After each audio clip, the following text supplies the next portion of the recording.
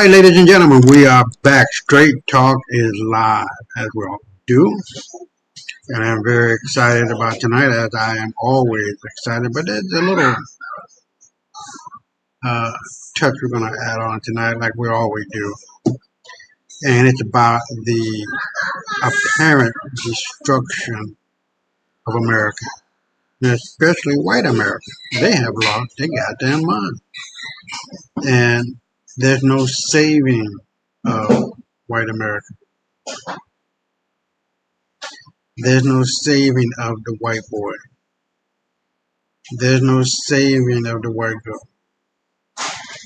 They're just lazy, trifling, don't want to work, always whining, moaning, and complaining, and don't want to. But somehow, some way, they blame black people. Like we're the ones who's shooting up the school, taking meth, taking crack, taking the crocodile, which is a hell of a drug. And I just don't understand how these people can't even fathom to do the right thing. They don't have a bone of morality in their body. Not one level of consciousness that says what they are saying and what they are doing is wrong. It is absolutely positively a boy. White boys are not white men. A real man is going to admit when he's wrong. He's going to re-evaluate his stance, his position, eliminate, feelings and emotions, and look at it from a factual viewpoint. White boy don't do. It would rather congregate in the Congress and the Senate and go to the sucking dick parties, bending over parties and getting fucked in the ass. We're all grown here. We all know what's going on. And the idea is, I'm white and I say so. I've gotten to the point now where I just say what the fuck I'm going to say. Because 100% of the time, I'm right. I ain't never been a time where I done brought up receipts and they were wrong. And this is the whole point of this show called Straight Talk. Straight talk. Straight up. No bullshit. No not hemming and hawing, sliding from foot to foot and side to side. No cooning. No. I'm trying to get along to go along. Man, fuck all that shit. I know white folks like the back of my motherfucking hand.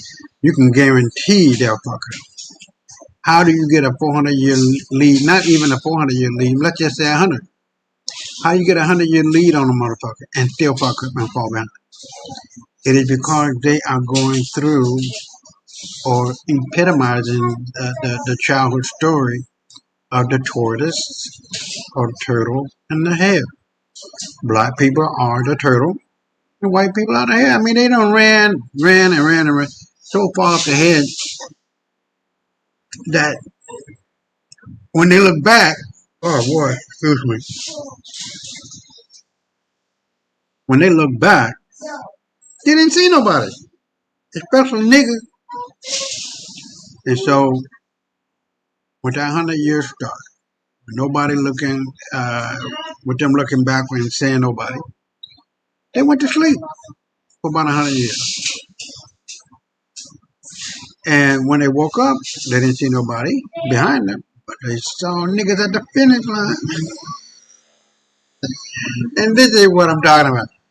These people have been given land, animals, equipment, seeds, all this shit from the U.S. government and still fucked up. Kayate. And still, how do you do that? Because you're ignorant motherfuckers. Y'all lazy, trifling, nasty motherfuckers who don't take baths. Who don't allow your kids to take, not allow, but you just don't force them to take baths every day. And wash their little shitty ass and their little pussy. That's it. Am I lying? You can see this shit on YouTube, and they have no qualms about this shit. They have no shame. But then again, black people are the ones who brought civilization to white folk and taught them how to bath, how to wash their funky asses and their dicks and their balls and their pussy. Let's just keep it on 100. We're not behind. We gave the world all of the civilizing ways. Math, science, astronomy, astrology, physics, medicine, law. This all comes from black people. And the Jews have always been black motherfuckers. And where do you pale skin come from? Yeah, the Khazarians. We civilized you, bitches. And we converted you to Judaism. Because if you went the Christian way, the Muslim would have attacked you. If you went the Muslim way or Islam way, the Christian would attack you. So the only one that really didn't raise hell for us was Judaism. And so we sent a lot of, according to King Bulan's what do you call it, a mandate or something? Or order. He ordered a lot of rabbis. To come through. He ordered a lot of rabbis to come through and converted the pale skin. This is where they come from. The Jews that is. Now the pale skin, they come from Dravidian albinos who made it with normal black people who get these octoroons. And we put them funky butt bastards and bitches in Central Asia. You don't come from Europe.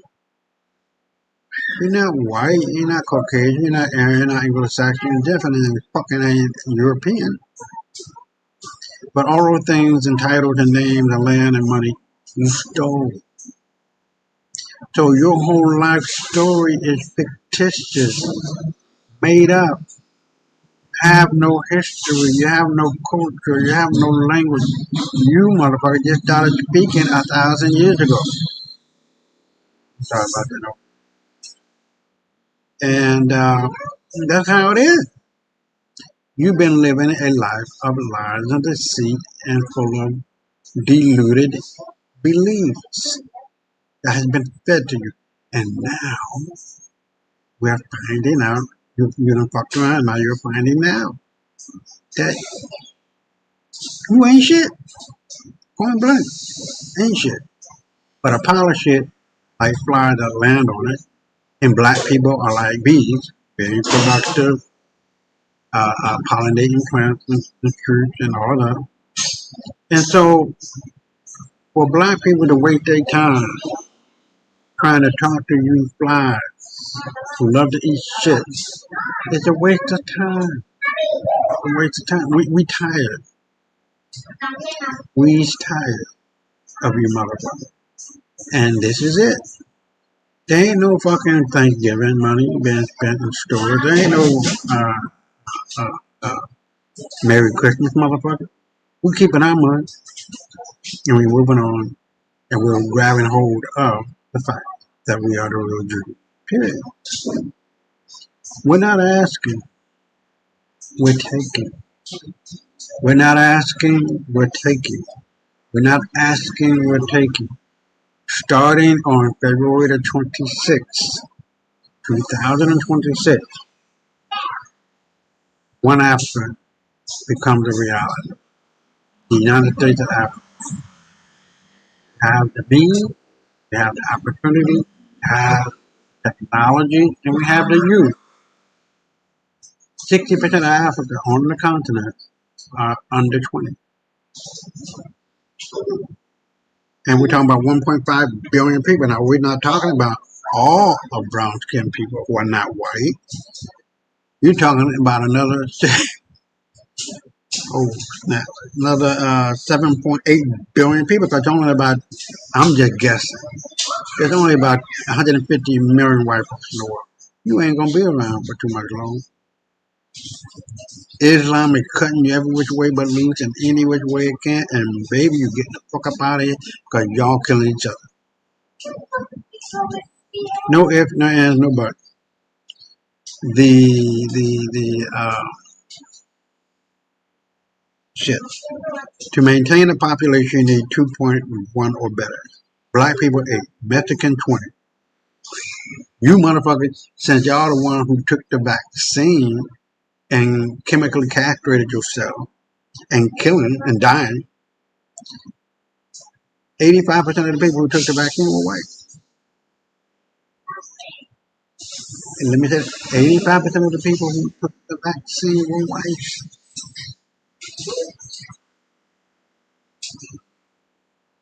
And you're dying. And Trump can save your dumbass. And so tonight we're going to be covering quite a few of this. And thank God, Supreme African News, which was before Supreme African Breaking News, we got a couple of videos out on that. But before I go, let me bring up the share screen and we'll get right into tonight's episode. Right? Amazingly, we're not going to be here for too much longer. You know what I mean? Let me see what this is. Okay, got it. Okay, so yeah, that's where it should go. I guess. So tonight we're going to be covering the ending of food stamps. Do you know 70% of the motherfuckers on food stamps are lazy ass white motherfuckers? You got one woman, 6 kids, getting $4,500 a month. They dropped that shit down to $19.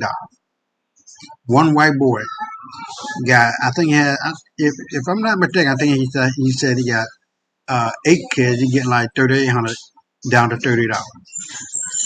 Lazy trifling motherfuckers. Get a job. I work and I retire and got my pension. Get a motherfucking job, bitch. No more. And the sad part about it too is I just seen FedEx laid off or fired. No, not laid off. Fired 45,000 workers. Hell is about to break loose in America. People are going to start snatching food about the store. Be careful. Get your gun and announce your, your Second Amendment rights, because it's about to get hella funky up in America. This shit is about to bust the wide the fuck open. You will not only lose your money in the bank, it might be a 10-for-1 new currency change. So if you got the new dollar and you got $100, you only have $10. One for every 10 you got. And don't make it, don't let it be less than, more than that. You know what I mean? Or worse than that. You can be 1 for 100, and you can only get $1 every 100 of every $100 you got. So we're about to go through some shit, you guys. All right. So let me get to the first one. I like this guy too. He really nailed it. How did per capita help Charlie Cook? You got to realize that white folk is about the dumbest motherfuckers going. They're trying to act smart, look smart, and be smart, but they're the dumbest motherfuckers going. They're mediocre at best. My people in America, wake the fuck up. They're blowing smoke up your ass, playing the Wizard of Oz game. All you gotta do is just pull back the curtain, look at these dumb motherfuckers, and declare you about to get your ass. That is what they need. Now I don't recall the name of the black author. I can't. It's on my lips, but I can't remember. He said the only thing the black man owes the white boy is an ass. Well, they're getting it now. I'll be right back. I try to warn black people of the conditioning that we have here in this country. When it comes to, post-traumatic slave syndrome, a great book, recommended, linked below. I let people understand that, hey, there's a certain conditioning that many of us have due to generational trauma. And, anytime y'all try to bring some nonsense my way, something that's absolutely trite, I hit y'all with the Spider-Man 2 quote. There are bigger things happening here than me and you. there are a group of people that I think many of us are unaware that are even more heavily conditioned than we are. And those group of people are going to be white people. Now, not all white people, mind you. As I've said before, there's a hierarchy when it comes to the ignorance, right? You have the elites, then you have the propagandists, then you have the rest of society. So the best way to understand between the elite white ignorant and then the propagandist white ignorant is that the elite don't have podcasts. They don't have podcasts. They own the podcast, right? So a Tucker Carlson would be a propagandist, a white ignorant propagandist. Now, a Rupert Murdoch would be an elite. So when you have a Tucker Carlson, their job is to then propagandize the rest of society. And this goes back into the LBJ quote. This is a quote that I always bring up because it's always relevant. It is the reason why this country is in the predicament that it is in today. Now let's do a little recap, just so we understand. These people voted for Donald Trump, right? And one of the main reasons was that, hey, we got to get these brown people out of here. We got to get these illegals out of here. Get them out of here. What does that lead to? We now have farmers who are in a crisis right now. They're like, hey, Trump, we need some help. And I've never been as worried as I am now about whether or not my kids and grandkids will be able to carry on. All this time they were praising and laughing and giggling. Imagine having a personal language tutor available anytime, anywhere. Hold on. Introducing Talkio AI. About Latinos getting deported and the families removed, all this. Now in the meantime, between time, Mr. Trump, he looked at me, sir, and he said, I love you. Mr. Trump, I need to see fruit. A shortage of farm workers is forcing many farms to automate or liquidate. they don't have workers for the fields. You couple that with the tariff situation, now we have inflation. Now they're crying. They're like, yo, we need help. That's what we need. We need help. We didn't expect all this. King says Colorado's loss of farms is Mexico's gain. Onions, one example. He says Colorado used to have 30,000 acres of onions. It now has 3,000. What does that lead to? Now that leads to higher prices in the grocery stores.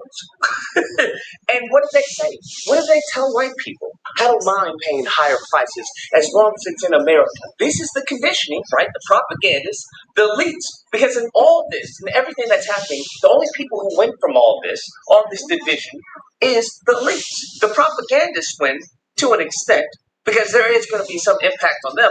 But they give the propaganda to the rest of the idiots out there, the rest of the ignorance. But Brondo's got what plants crave. It's got electrolytes. Now where does that lead us? That leads us to Doge. Doge was just firing people left and right. Just nonchalantly just destroying people's lives. Majority of those jobs were white people. I was a MAGA junkie. A MAGA junkie who thought her government job would be safe with Donald Trump in office. She was wrong. I cried. It's scary, it's a really scary thing. And I was embarrassed. They have managed to destroy the country due to their bigotry and racism. And it's hurting them. But because they're like, well, I'm white, they believe that insulates them from everything that's happening. They can be poor, but they believe, well, because I'm white and poor, it's not the same thing as being black and poor. Are you retarded? This is why I say when it comes to these people, bruh, you can't help but laugh in certain cases because you have them talking about per capita. What is currently going on right now? Government shutdown. Government shutdown. Do you think Rupert Murdoch and the white elites are hurt by the government shutdown? Do you think the elite white ignorants are hurt? No. Do you even think the propagandists are hurt? No. Who is going to be hurt? The vast majority of white people, which are not upper or elite class white people. These are everyday white people. They're the ones that are going to get hurt. When I talk about, hey, there are over 17 million white people that are going to be kicked off of SNAP benefits. They're not going to be able to provide for the family. What did they tell you? What did they tell you? Well, look, just per capita, more black people are on SNAP than white people. What? They're telling you that they're going to be suffering, but more black people. Beta! How does that benefit them? This is something that I bring up. How how did per capita help Charlie Kirk? You had Matt Walsh talking about, well, per capita, black people are way more violent. How did that help Charlie Kirk? How does per capita, more black people being on Snap, help the 17 million white people? And now, you just recently, we had Halloween. What were all these people dressed up as? You had a bunch of white women dressed up in blackface. Now, do I think that's appalling, sickening? 100%. But at the end of the day, how does blackface impact my income? How does blackface impact your income? I'm just curious, right? Was there any black person who saw any of these posts or any of these women? Some of them actually have black mothers. That's a different video all entirely. But did any of the posts when you saw them doing blackface, did your credit score go down when you saw these ignorants doing blackface? No, I don't know. Did it? Did you lose money off of your paycheck? No. Right? When you saw these idiots doing blackface? But think about that. They're doing this to attack us. And we're just like, bruh, I don't get it. You're in a very, very troubling situation. Birth rates, mental health, when it comes to income, stagnant incomes, all of this. And y'all over here doing blackface. And I'm just like, they really have got them conditioned. And you have to understand, that's the only way we get to where we are, is if a good chunk of this country is conditioned to the Neanderthal caveman mindset, which is black person bad, white person good. So if you take it from that Neanderthal lens, what does that allow them to do? That gives them a blank check on white people. As long as, it hurts black people, right? It'll be white poverty bad, but black poverty good. So if per capita there are more black people who are going to be in trouble, that's good for them. Even though there's raw numbers, more of them are going to be impacted. They don't care. White debt bad, black debt good. But if police per capita are targeting black people, then that's good. Even though raw numbers, they're being killed off, crazy left and right. So what they have managed to do is to fool these people into getting hustled. That's what they've managed to do. Where do you think that comes from? It comes from the top. All this. Wait a minute. Let's take a look at it.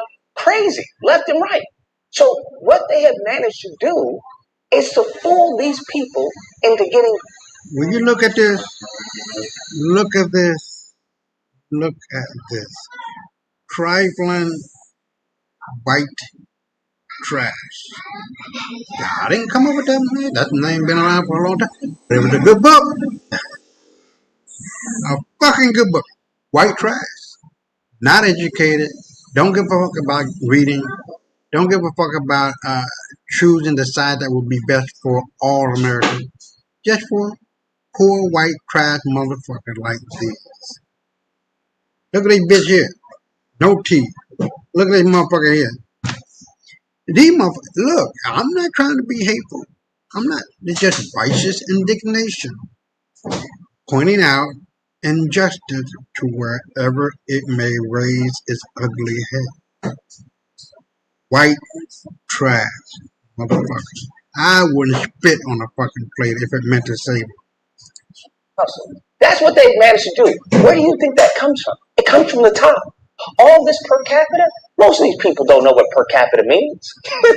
they just see it as a way to trigger black people. You can look at the comments, right? Elon Musk. Do you think Elon Musk cares about the white country, cares about the white majority, cares about these people day in and day out, their lives? No, of course not. Like I said, the elites don't have podcasts. They may go on a podcast every once in a while. They may do an interview. They don't have podcasts. So they leave these white ignorants to propagandize to their ignorant bases. So now you got Bubba, who's in Arkansas, about to get kicked off of his welfare. His EBT is about to be declined. And I'm asking him, hey, Bubba, doesn't this alarm you that you are about to be kicked off of your EBT?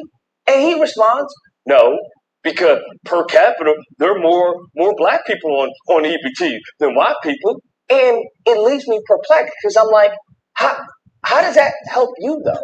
How does black people per capita help you? Like, you're still going to get kicked off, though. You understand that? And then Bubba responds, well, per capita, the black people in Chicago, all right, there was like 10 deaths over the weekend. And once again, it leaves me in a baffled state because I'm like, how does black people, black on black crime in Chicago impact your life in, Arkansas, in this rural area in Arkansas? Like, why do you know all these black statistics about education and crime and abortion and welfare? Do you know any white statistics? Do you know what your current situation's in? And Bubba is obviously left dumbfounded because he doesn't. Bubba's looking at me going, Do you want to Hold post on. trending AI videos on YouTube, TikTok, or Instagram? Have no idea how? Try Imagine Art. Enter your favorite prompts and hit generate to go viral. no, but 1350. You are a fucking idiot. It really just puts things in perspective when it comes to many of these people. Because it's just like, you guys have gotten hustled. Now, I know black people have gotten hustled, but you guys have really gotten hustled. You guys it's mind-blowing how screwed over you guys are getting. They are utilizing your racism and your bigotry to destroy you. Do you not get that? You're going to go extinct before anyone else. Boy, that escalated quickly. And then your racism isn't going to save you. It's actually harming you. There was a post where they were like, hey, if you can't feed them, don't breed them. All right? The government isn't your baby daddy. And I'm like, I get it, right? I get it. Because once again, black person bad, white person good. So they view like government assistance as through a black lens. So any type of government assistance they hear is going to be cut off is like, good, yeah.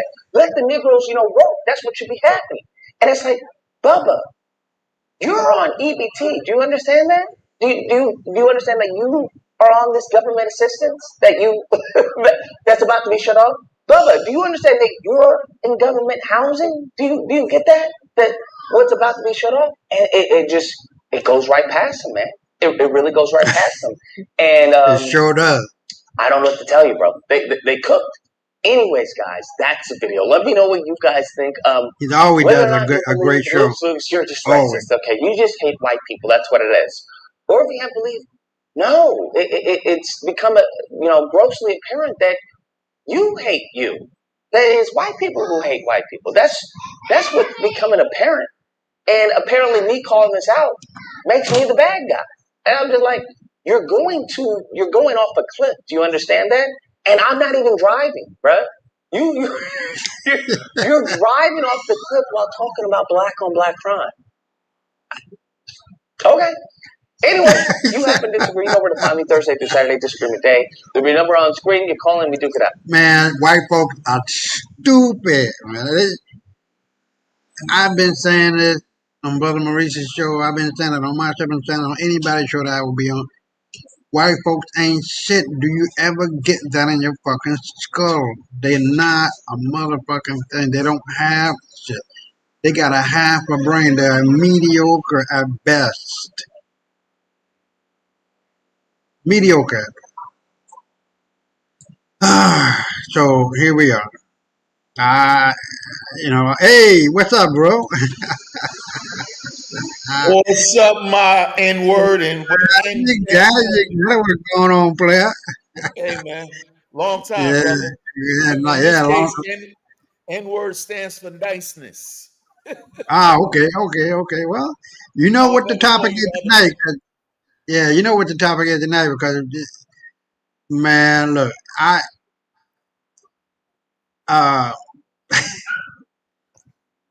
white folks ain't shit. Just the bottom line. Just the bottom line. And I made a move. Hey, what's up, brother Willie? You know what? I made a move with the site here. Well, not the site, but with the podcast on YouTube and X, right? Okay. So there's a thing called Fame Tonic or something like that. I'm gonna send it to you. I don't know if I did or not. So I filled out the information. It's only $100. If I lose $100, I lose $100. You know what I mean? So they're supposed to talk about my book and talk about my podcast and I gave them all that information. So I think by Monday they're gonna send me, if not tomorrow, Monday they're gonna send me the what do you call it, the pre something, whatever you call it, for me to preview and then review it, and then they'll put it on, what was it, ABC, like 400 different. You talking about the Uh, proof? You talking about the proof? huh? You talking about? I believe you're talking about the proof. No, no, about the podcast, our podcast, Straight Talk, and then the book, and then me in general and stuff like that. So they're supposed to filter out to 400 different sites that they think will be interested to have me on. So cause I would not allow any of these wannabe white troglodytes start talking shit. Because I'm gonna say from the start, I don't give a fuck. I'm hoping it'll be what's that boy name out there in England? Hoping to be him. Hoping to be whoever the fuck. You talking about David Icke? No. The white boy who has his nightly show. I can see his face, but I can't think of his name. But anyway, whoever the fuck it is, you know me by now. I'm cussing that motherfucker out. You know me. I try to be nice, How you gonna get but I'm not somebody on gonna. your show if you cursing them out, man? Come on, man. No, You trying to do it no, yourself. no. You know me by now, and you know white folks by now. That if you give them a fucking 2 centimeter, they're gonna stretch that out to 2 miles. You gotta cut them off and cut their fucking tongue out their goddamn mouth while you can. There's no ifs, ands, or buts about that in my mind. I'm not gonna let them slip and slide and try to talk about the shit and try to talk about per capita and all this other bullshit they try to come up with and try to make themselves out to be more than what they are, or innocent as what they are. That's one of the ploy that they try to do. Well, I never had no slave. Were you ever a slave? Bitch, wait till that motherfucker say that shit to me. Wait, I got a bowl of 50 fucking asses, man, because they wouldn't know how to pour piss out of a boot, even if the direction said turn up. They're just that fucking dumb and mediocre. They're not smart, man. They're not. They're smart asses, but they're not smart. Am I lying?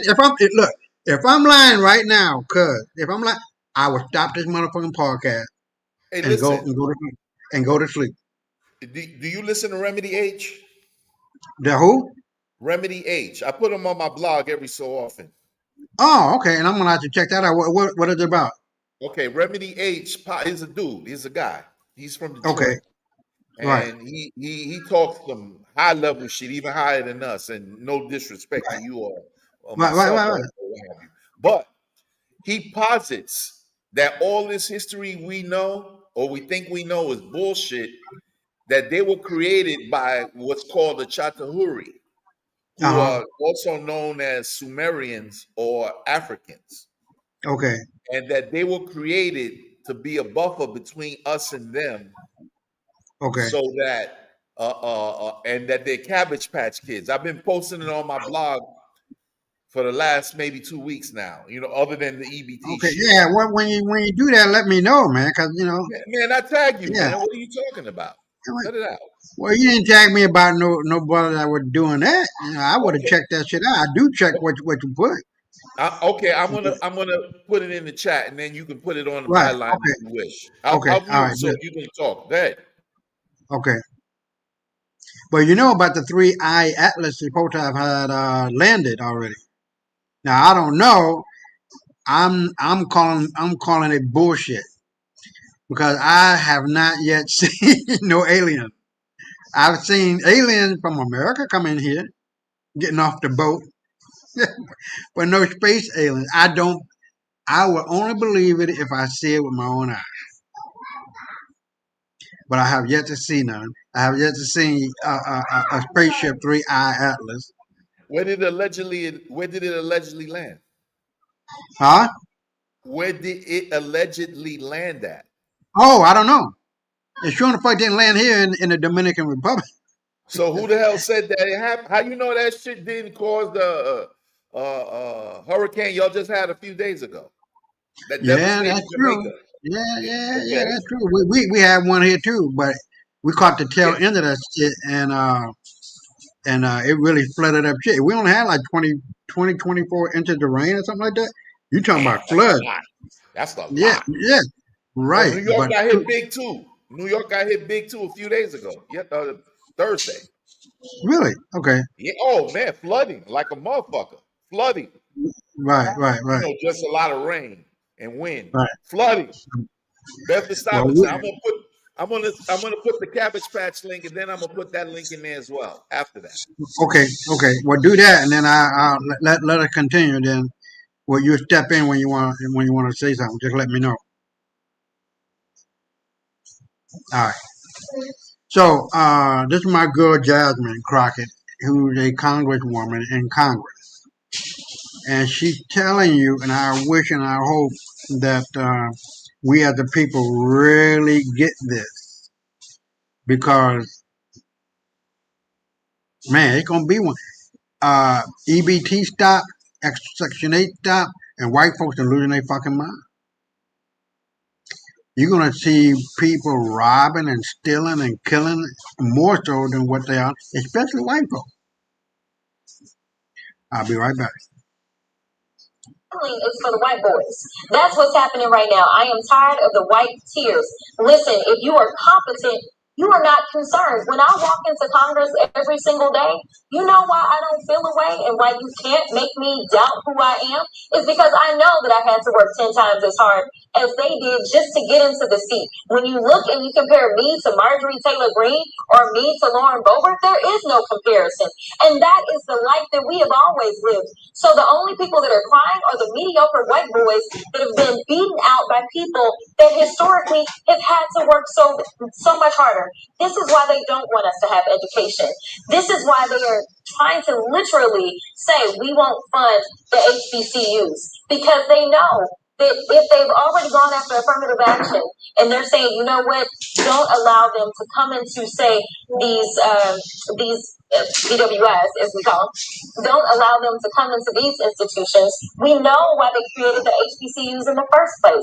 It was because they wouldn't allow us into the white institutions. And so now they're not allowing us in. And now they're saying, you know what, we're also going to defund the HBCUs. You know why? Because they don't want any more Kamala Harrises. They don't want any more Jasmine Crockett's. But I got news for them. I don't care what they do. We will fight to the end to make sure that we get our due. Because again, if you want to talk about the people that shouldn't be in this country, you probably need to look in the mirror. Because the last time I checked, the Native Americans who some of ICE have been rounding up, or the Puerto Ricans who are absolutely Americans, listen, the only people that came and colonized this place are your ancestors, Trump.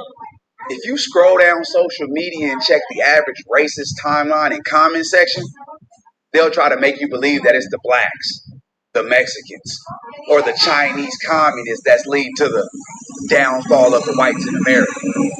But the actual truth is you guys have always been mediocre and just had the benefit of oppressing everybody around you. What you're starting to see is the fruits of a people that have never had to compete for anything. What you're starting to see is black people that, just like Jasmine said, has always had to work 10 times as hard just to get to the heights we reach, closing the gap.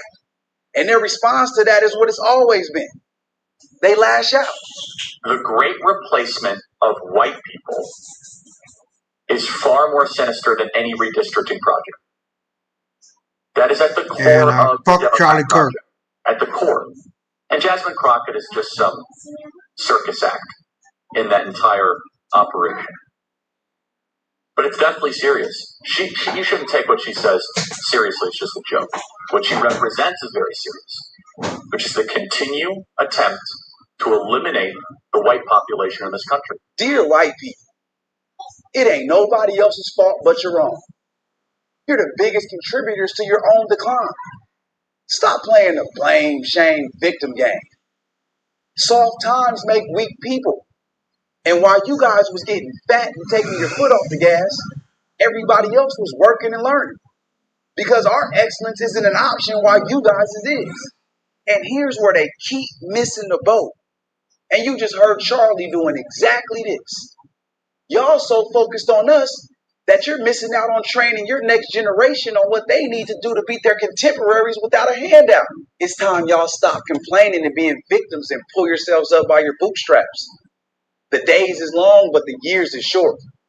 And every day y'all spend complaining and obsessed with us and spewing these lame-ass fixed stats to try and make us look bad is another day every other race is slowly but surely closing the gap on the hundreds of years of a head start you've had. And here's another thing. Y'all so lazy that instead of innovating new tactics, y'all still using the same shit y'all was using before I was born. We've caught on. Get some new tricks. We got too much access to real information to fall for that same outdated bullshit and propaganda. It worked when everybody only had one news channel to watch. Shit's so terrible the kids that look like you ain't falling for it. If you seriously believe the 13% of the population and 50% of the crime, you need to get fact-checked, and I'm mad to do it to you. In 2016, white people committed 70% of the convicted crime, and black people only committed 27%. Then in 2017, white people committed 68% of the reported crime, and black people only committed 26% of it. And in 2024, white people committed 53% of the reported crime, while black people only committed 25%. So this narrative on 13% of the population, 50% of the crime is wrong. You know who actually commits 50% of the crime? White people. But guess what stat black people are 13% of the population and 50% in? Exonerations. You know, when they're wrongly convicted, all you're doing by spreading this fake fact is allowing more people to profile and be racist towards black people. You know what's the highest percentage of people who are victims of white people? Black people. And if you look at all the shootings, guess who are the shooters? White dudes. So let's all think long and hard on who actually commits 50% of the crime. Then they got the nerve to talk about DEI hires. And how they just be taking terms, flipping it, and giving it a whole new meaning. But by the white supremacist definition of DEI, they've been the greatest beneficiaries of it. We all know historically who hasn't been qualified but gotten the jobs and opportunities anyway. Are you afraid of competition? I am not afraid of competition. Competition can be good. That being said, are you afraid to compete? Hold on. Are you afraid of some other television station beating you? I mean, you're not. Okay. You know why? No, you know why? Because you're confident. No. I'm just confident. Because see, I have skill set. I understand what I do. See, but what you're telling me is sounds like confidence. No. What you're telling me is this here. Richard, here's what it sounds like. This is what it sounds like. I'm not a psychologist. Can I finish my point? But you're afraid. You are afraid that you now are going to have to compete. You've had such a head start. You've had an 80-yard head start in a 100-meter dash, and now you're upset that people are catching up. Sure. Why are you so afraid? Sure, everyone likes to win. But to be honest, in terms of Donald, what's great about Donald Trump is that he hasn't been saying, oh, this is great global competition for all Americans, let's do it. No, he's actually said, I care about my people first. I care about... he's referring to all Americans. When he says, my people first, America first, what he's saying is that he is going to help the people of this country first. But you don't he's want not going to throw them out to the wind. But you don't want that. You don't want...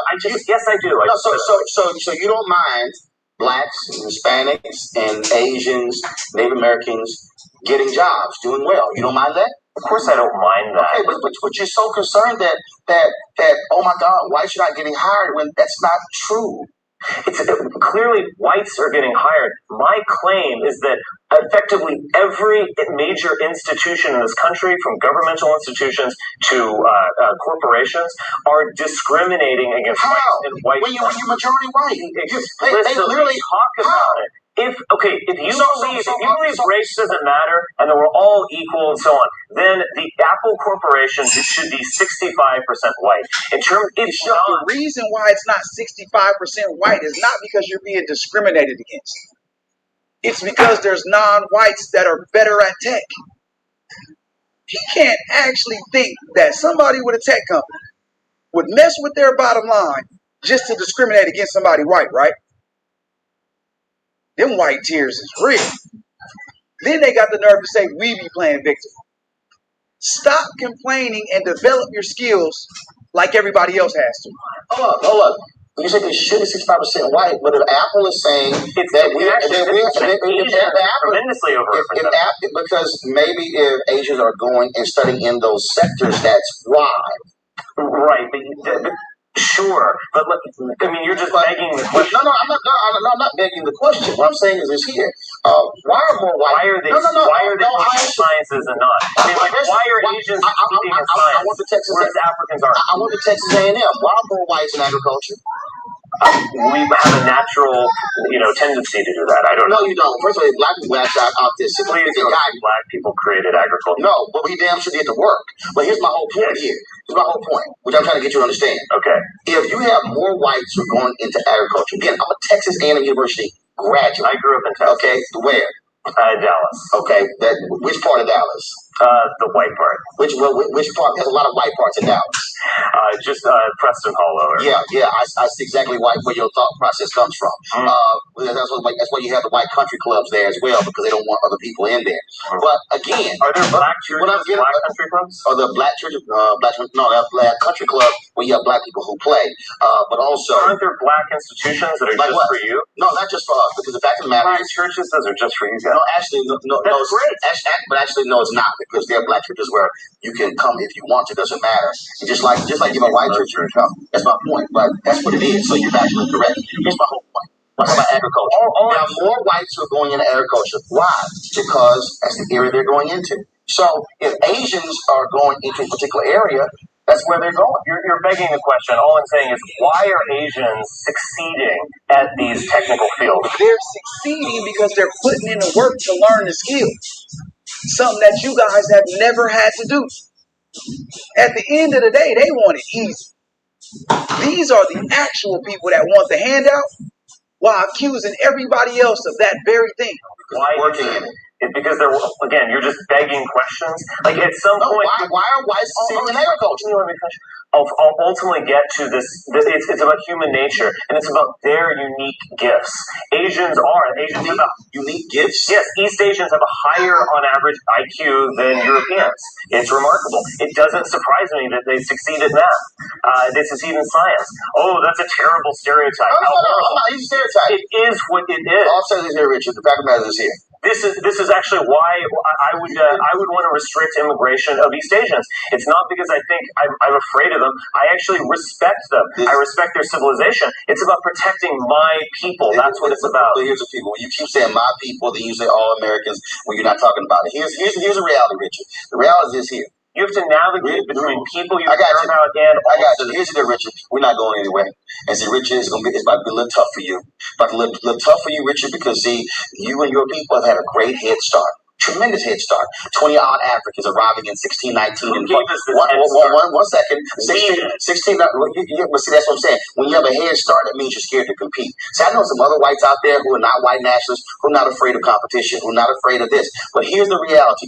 We're not going anywhere. Right. And you might want to suck that up. And I know it's rough. But I suggest what you should be doing, Richard, is preparing your generation for a world of competition where you have to when you don't get the head start your mom and daddy gave you, that you're going to start maybe not 80 yards ahead, but 30. But you know what? You may want to train harder because we're training harder and we're going to catch up. We're going to win. And also, you're not going to win. Mr. Martin, I want to tell you, you've got to prepare yourself. You've dealt with a bunch of guilt-ridden, silly whites all your life, and we are waking up. We are recognizing who we are, and we see an amazing future. Richard, you better get ready. I'm telling you right now, Richard, here's the deal. 1619, 20-odd Africans arrived, Fort Comfort, Virginia. Okay, 1619, 397 years ago. Trust me, we're resilient. We're not going anywhere. And I'm going to tell you right here, and as my frat brother Burton Woodson Tandy said, 1937, we will fight until hell freezes over, and then we will fight on the ice. You better go work out, because you got to fight on your hands. I'm going to end it with this, because I hear this a lot. Well, CJ, doesn't everybody want the best for their race of people? Of course they do. But the key difference is this. Whiteness is rooted in white supremacy. And that white supremacy comes with the violent exclusion and oppression of other marginalized groups. While everybody else's race to the top, it simply doesn't. Now, All right, I got a response for that one, bro. What, are you here? Oh, okay. What do you think? That was Richard Spencer, right? You on mute. You on mute. Yeah. That was him. Yeah, okay. You know, he sounds just like Glenn Beck.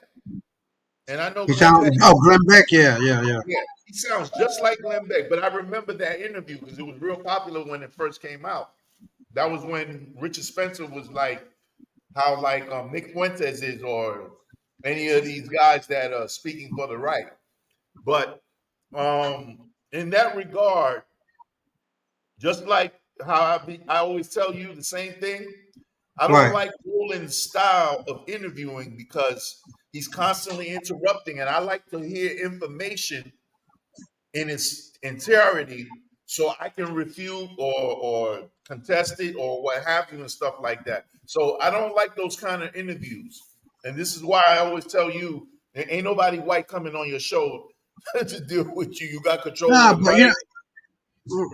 right. You know, I'm like I was saying. I'm not gonna be bending over, forward or backward.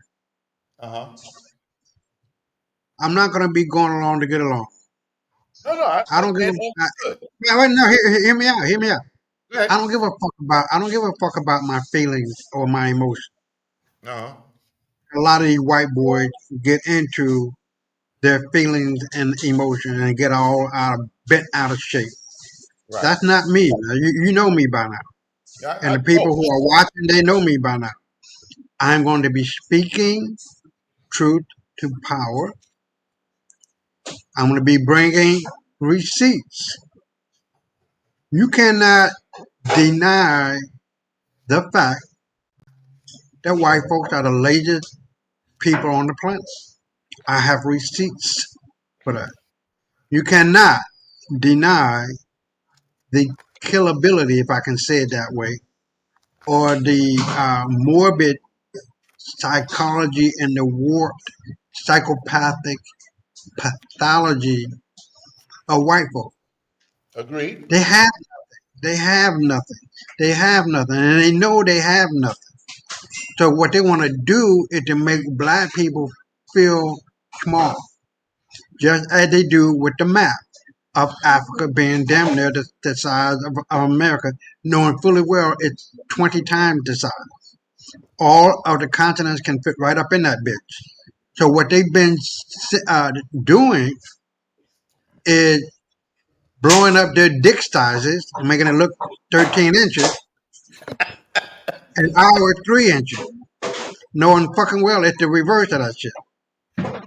What I am doing, what I will be doing, and what I have been done, what I have done, is to tell the truth.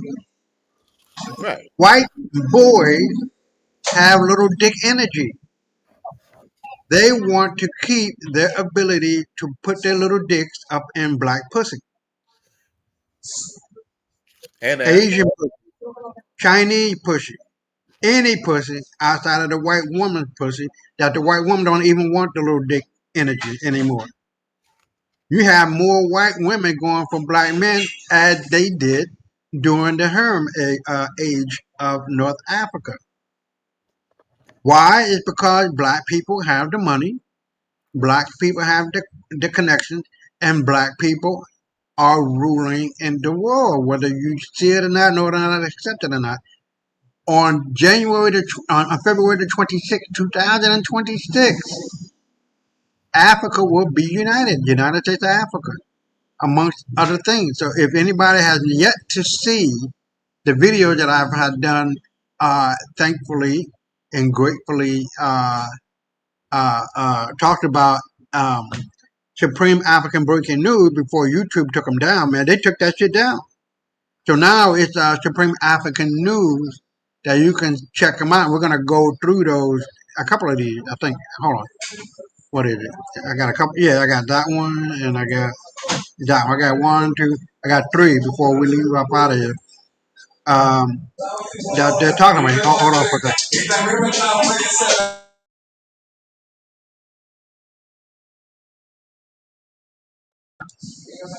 I love my people, but goddamn, you know, they play that. You know, ain't nothing but niggas up in this motherfucker. They play music loud everywhere. I don't give a damn if it's Russia or China. Yeah, you know what I'm saying. But anyway, just to give reference to Richard Spencer, who's a weak-minded white boy who actually believe in his supremacy and superiority, which is a reflection of black supremacy over white supremacy, or black oppression of white people. That's all what it is. That's all what it is. Because they're showing the fuck they can't point to where in the history of man that they created a civilization. Not one fucking civilization that they can count to. These motherfuckers just got started speaking 1,000 years ago. They just got here 3,500 years ago. That's about as much I'm going to give them. I really want to say 3,000 or maybe 4,000, but we can go to 3,000. They just got here. Hey, listen. And they're not. I'm sorry. Go ahead.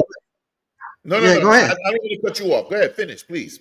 No. So what I was trying to say is, and what I would be talking about on the show are facts. The fact that we are sitting here talking over this fucking computer with glass and wires and the plug in the wall. How does that work? I don't know, but I know it works, and I know it's a fact. So if this thing I did today pays off, and we might blow up. You know what I mean? So I'm not gonna be playing with these motherfuckers. You can't. You cannot play with these motherfuckers because they'll cut your goddamn throat. Just like they did with Officer Tatum. Just like they did with Candace Owens. Just like they did with a lot of motherfuckers who trying to get some butter biscuit off the table of white folks. Fuck their table. They ain't got shit on that bitch I want. I got everything on the black table that I would want. You feel me? So I give no fucks about white folks and their goddamn feelings because they ain't got none. I would not spit in their fucking mouth if it meant that I'm going to save white folks' assets. They just got to die. You cannot kill my ancestors, rape my ancestors, steal from them, and never say, I'm sorry, here's $300 trillion. It's never enough because the lives that were taken, we will never know what that life could have brought into existence. You feel me? So their arrogance is their downfall. You reap what you sow, so shall you reap. The mother and father, the sins of the mother and father will always be visited upon their children. And this is what we're saying. You saw the white boy talking about the facts of white crime. These motherfuckers, these little white boys and girls, they ain't dumb. In the world of all information, he found the information saying that white folks ain't shit. You want to add? You want to add to that? No. What I was saying was to add on. I put the link about the Cabbage Patch Kids in there, but okay, hold on. Let me check it out. Right. Hold on. Damn, if you want, you can play it. You can play it. It's a video. Oh, it's a video. Okay, hold on. Let me. It said comment. Okay. Oh, private. Okay. Yeah, I was looking at the wrong thing. All right. You need. Yeah. You need to get the right sub, so no ads. What is that? What do you mean? Huh?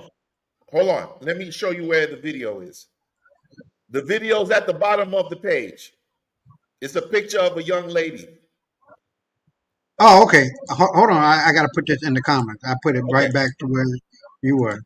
And you don't have to worry about advertisements coming in because that this guy don't advertise. He's just straight video. Okay. Okay. Let me click this. Okay, so people, check it out. My boy's page on Melanin Institute. He talks about artificial race, aka from Cabbage Patch Kids to Garbage Pail Kids. Okay. As the above song perfectly describes who they really are, as it's not even 2 minutes long. I suggest you listen to it before you watch the video. So let's go to it. I mean, it's not that long, is it? For the last reason, Oh, there began a wow. massive push to reintroduce All right, well, let's run it. culture, and Let's run even it. people to the world. World's fairs had these massive exhibits called Live Infant Incubators. These exhibits were insanely popular, drawing millions of visitors. They even had nurses in uniforms acting like caretakers. The babies weren't premature. Yeah, the incubator, right? Yeah, I just seen that today. This wasn't just a medical breakthrough. This was unfathomably advanced technology. Artificial wombs, mass baby production. Sounds a whole lot like a new world being repopulated after something big went down. Cabbage Patch Kid. Oh, hold on. Okay, here we go.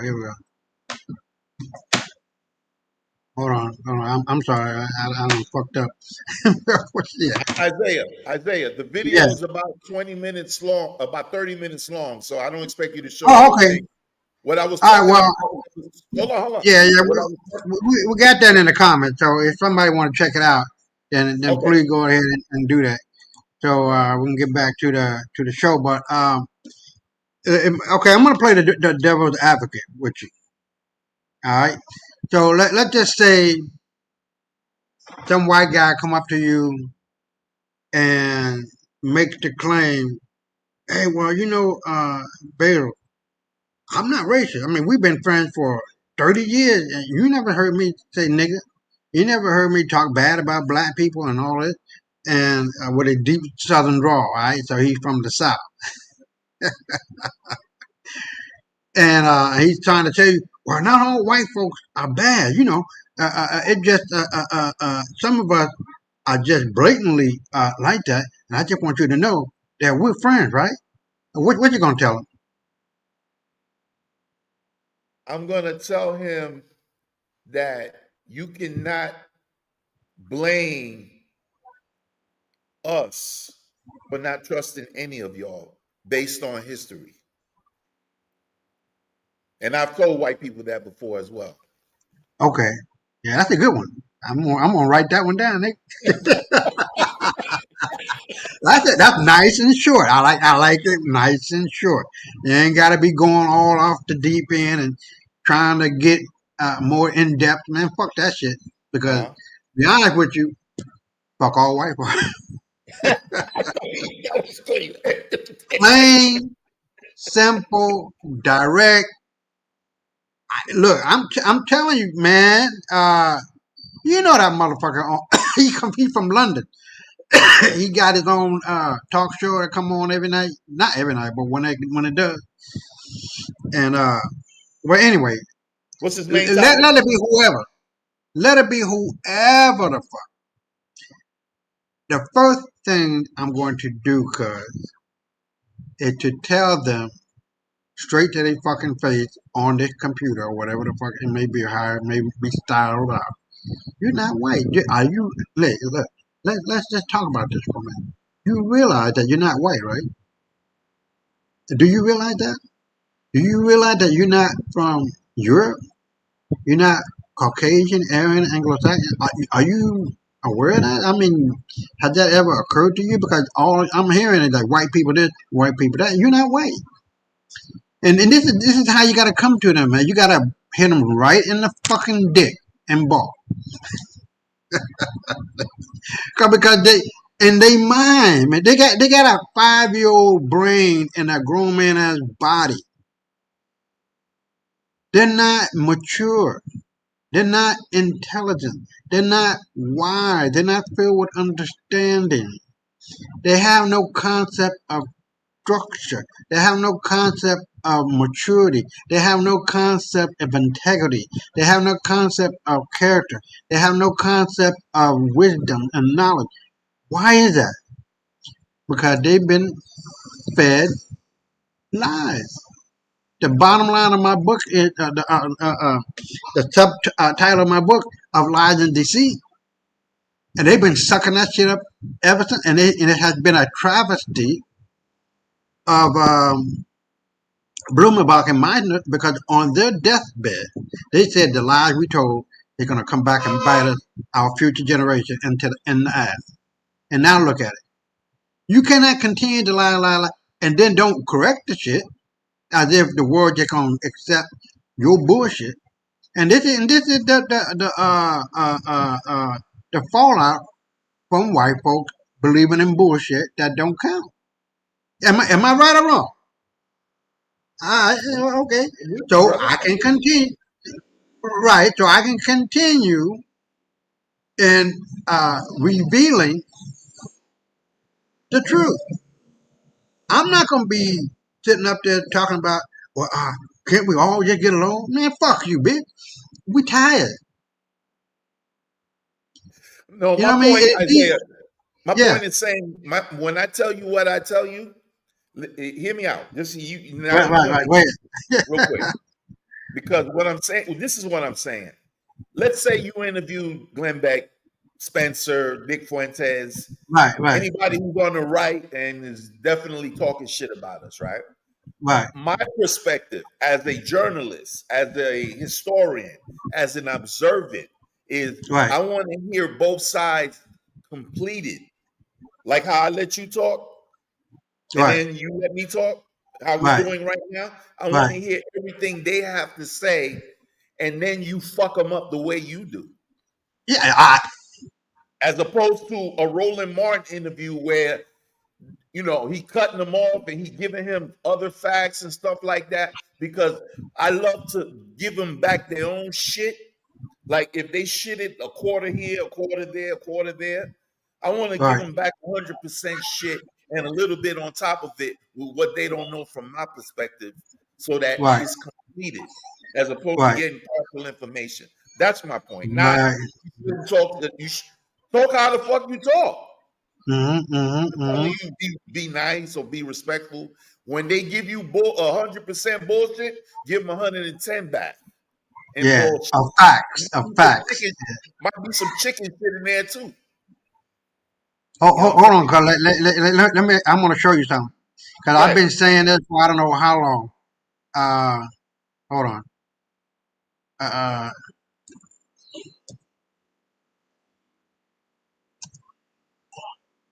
It might come up. Napoleon Black. But I've been saying this for I don't know how long. Hold on. Yeah, this is one. It says the said Napoleon Bonaparte, if I'm looking at this, alias Opium Bonaparte, alias Whitworth Bonaparte, alias Acre, whatever, toward complected now. You know what I mean? And a lot of people can't fathom that because they've been lied to. And they were the one that was done by, hold on, let me put the name, Napoleon Black, hold on, Remio. Here, this is the one. This is the 1807 drawing, nigga. How do you not come to the conclusion and acceptance of facts? This ain't some shit that I done created. And you see how white folks lie and then they start lying and keep on lying? Dude, man, it's like we've been hypnotized into believing white folks bullshit. As soon as we let that shit go and honor thy mother and thy father so that your days upon the earth may be long and not long suffering, I think we suffered long enough. And not accepting the scholars like me and you. I don't want to know if you call yourself a scholar, me a scholar, but we're better than a lot of motherfuckers. Yeah.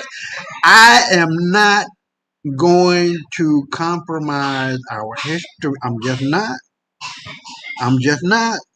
I'm going to honor our mothers and fathers whose blood is in the soil.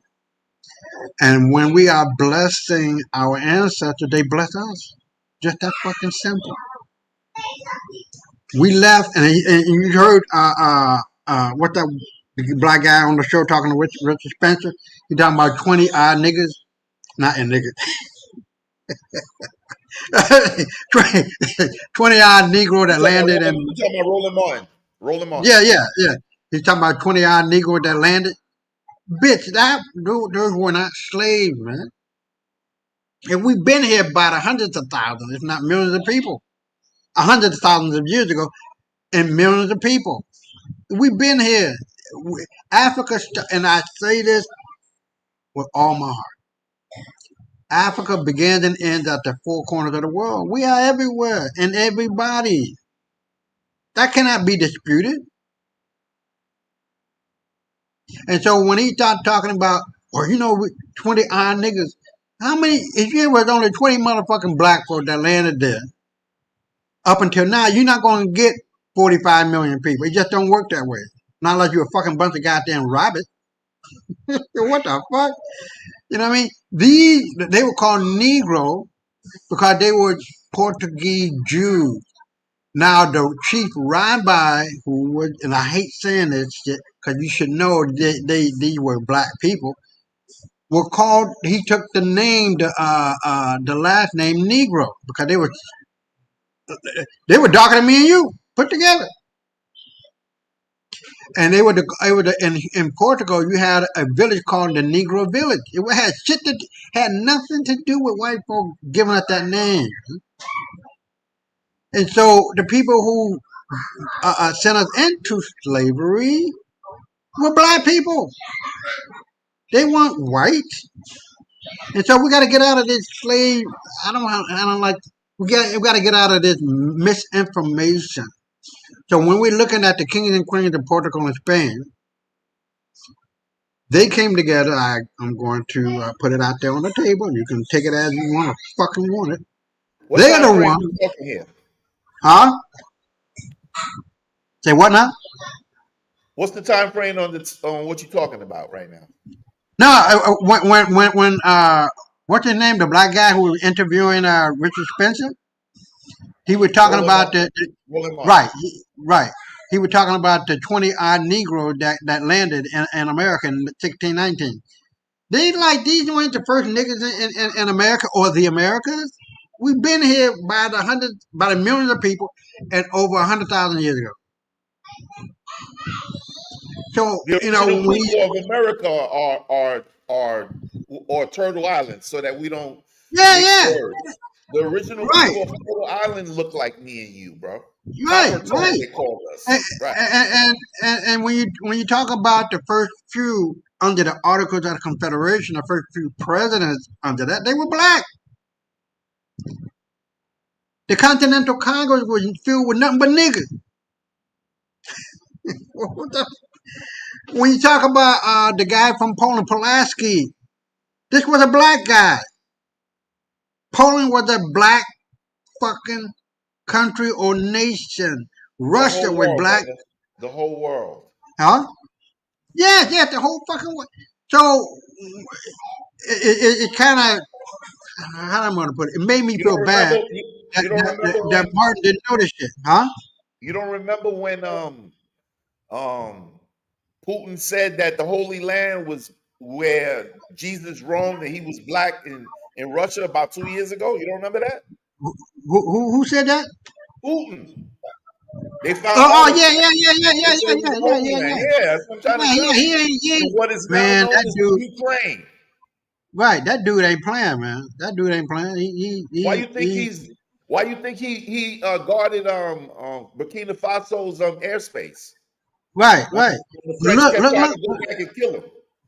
Right. I feel you. But look at what is going on, BRICS and the United States of Africa, and what that means, man. They had some beautiful video that they put out showing how 80% of the military might of America depends on fucking Africa. 80%. All the motherfucking shit that America uses and needs and has to have come from Africa. The resources and the precious, what they call earth minerals or something like that. And the fact that rare they earth have minerals. right, rare earth minerals, right. And they had they got warships, man, that they blew the shit out of the NATO ship warship out of the water and sank that motherfucker. You don't hear about this. They confronted the United States government warship and told them, "You're invading our water, bitches. If you don't turn around and get the fuck up out of here, you're going." And the United States left. If that see, if you don't hear that in the news because that's gonna scare white. That's gonna scare white folks, man. They're like, "Oh shit," and that's gonna imbue right black folks because we're not aware of this shit. We're not aware that the world white folk can't do without us. Europe is broke, nigga. We ain't gotta fire no bullets. Let that dollar the AU what they call it? The AU dollar, whatever you're gonna want to call it now, do it talking, just like the African country that took over Portugal after being ruled over by them, Angola did. Money talk, bullshit walk. And that's what it's all coming down to, cuz. You know what I mean?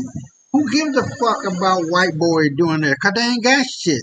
They never had it in the first motherfucking place. They still trying to figure this shit out. And what we got to do as a people is unify. Did you know that I forget the family name in India, which is a black country, because of disunity between, and I'm gonna send that video to you, but with two very wealthy banking families in India that were fighting each other, and hold on, okay, that were fighting each other, and You talking about the Brahmins? huh? The Brahmins? No, I can't remember the name. It's an odd name, so I can't remember the name. But I'm gonna send it to you. I did a piece on it two shows ago, and it was for the black dollar coming out of India that brought about the wealth of England. It wasn't because these motherfuckers were smart. It's because they took advantage of these two fighting black people in India who have the control. I mean, they have, in today's money, it would be like $60 trillion. And this is why I say we are cursed and we are blessed. When we are unified, we take it over. We take it over. But when we begin to start fighting each other, we lose it. It's just that fucking simple. Don't fight. You can argue and cuss and do all that, but don't fight to the point where you lose everything. And this is what happened. I think the name of the family was Jagged or something like that. But I'm going to send it to you. And it's very interesting. Or you can go back and look at the old video that I did with it. But the white boy had nothing coming, man. They were trying to figure out how to get power. They had whatever level of influence in the trade, but they wanted all of it. And they had so much money coming into Great Britain, they didn't know what to do with it, and they ended up losing it. This is how stupid that they are. They don't know how. And so, make a long story short, it ain't never about them, it's about us. So, I know I don't want to go too far off the road here. I mean, it was important. So what we're going to do, we're going to go on to the next one, and I'll be right back. The number one offender type is biological fathers, but by far it is being done by middle-aged Caucasian men. Over half of them college graduates. Many of them are educated, good jobs. It's time that we call them out. Not only are we not doing our job as men, it's actually the opposite. Instead of being defenders and protectors of our families, we're hurting and abusing We're going through a case. The guy that has already been put away and convicted of his crime was abusing. Then we're looking at what he was doing. 18 months old, 9 months doing old. it on a Florida Gator blanket. And I was thinking, man, it's probably someone that was rooting for the Gators. Probably someone that maybe is a fan or likes the Gators. No, this is how personal this is. Maybe it's someone that's in the stadium watching us play. Like, this isn't far off or far across around the world. And even sometimes members of Congress will say to us, you know, we got to worry about our backyard. No, we're talking about our backyard. This is our backyard. And look, you already know, on this channel, we hold racist Caucasian people accountable. Because if we don't, we will. And before we start this video, if you don't like black people, black issues, black talks, get the step.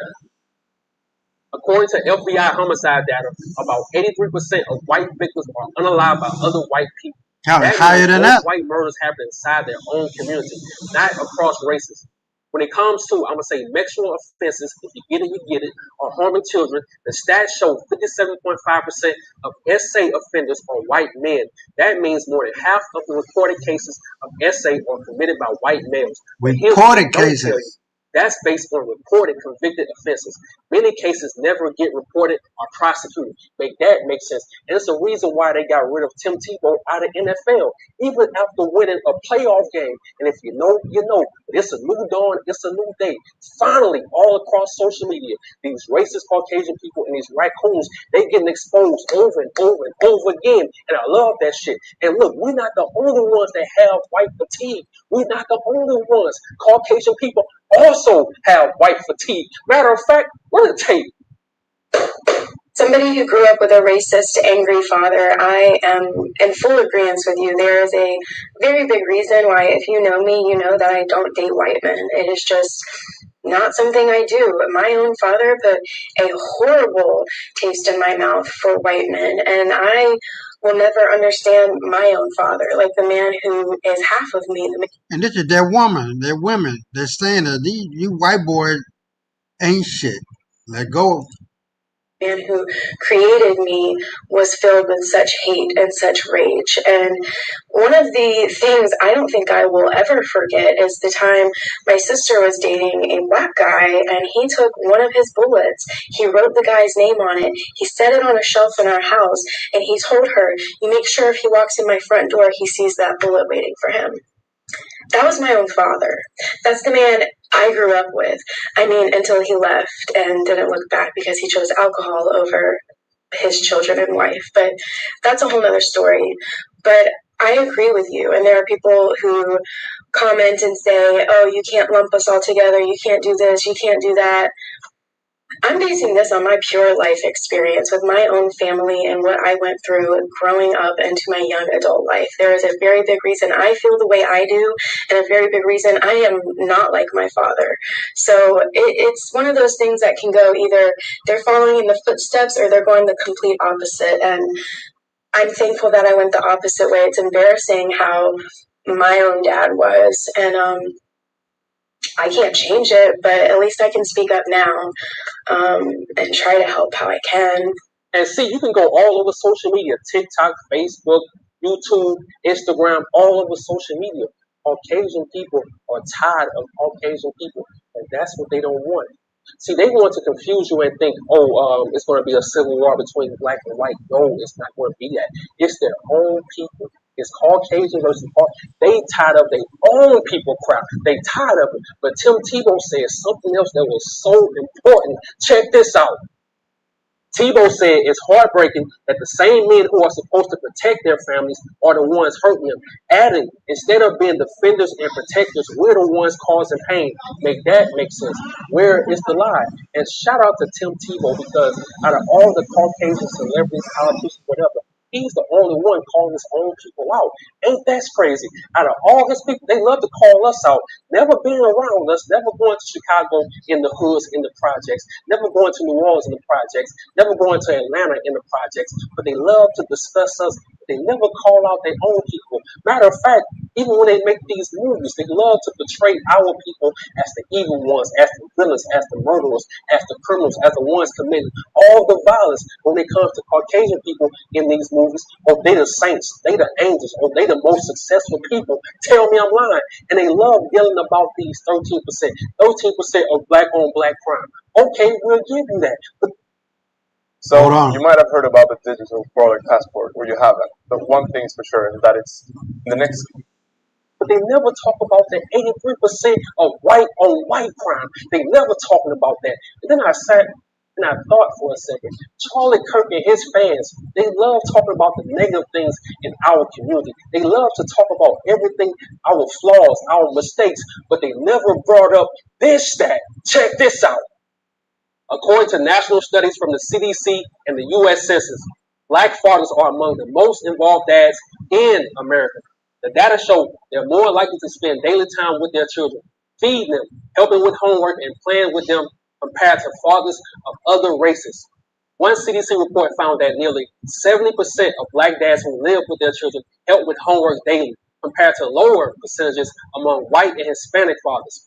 Even among fathers who live apart from their kids, black men were still the most likely to stay involved.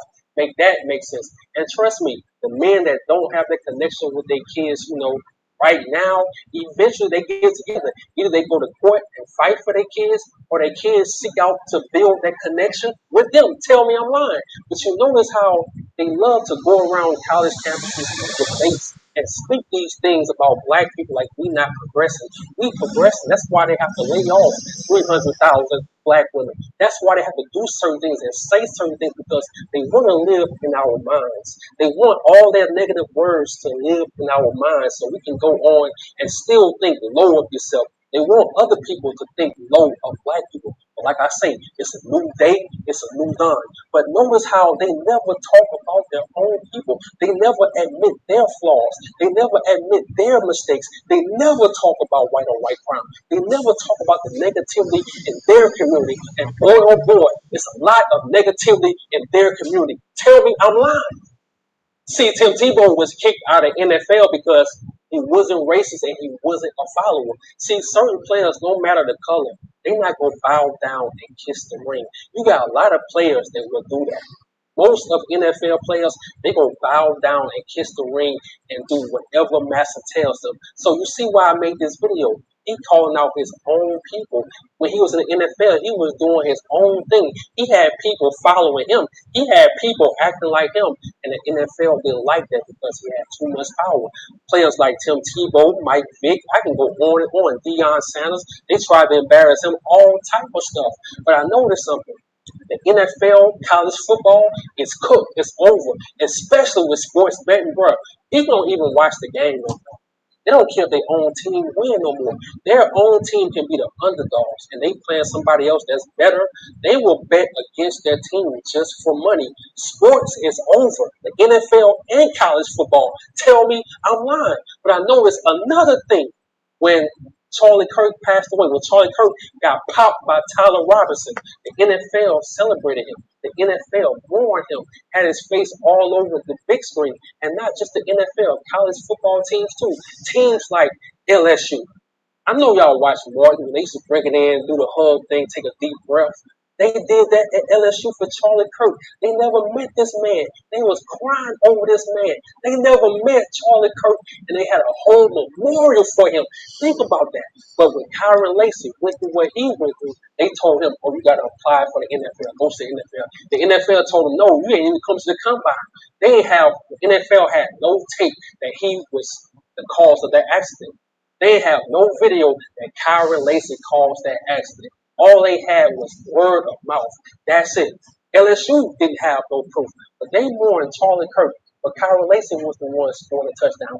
Kyron Lacy was the one bringing money to LSU. But there was no memorial for Kyron Lacy. Matter of fact, right now, the facts came out. His attorney already said he had nothing to do with it. The paperwork said he had nothing to do with that accident. He didn't cause that accident. But in Louisiana right now, they are still trying to say Kyron Lacy caused that accident. His own goddamn head coach didn't take up for him. Check this out.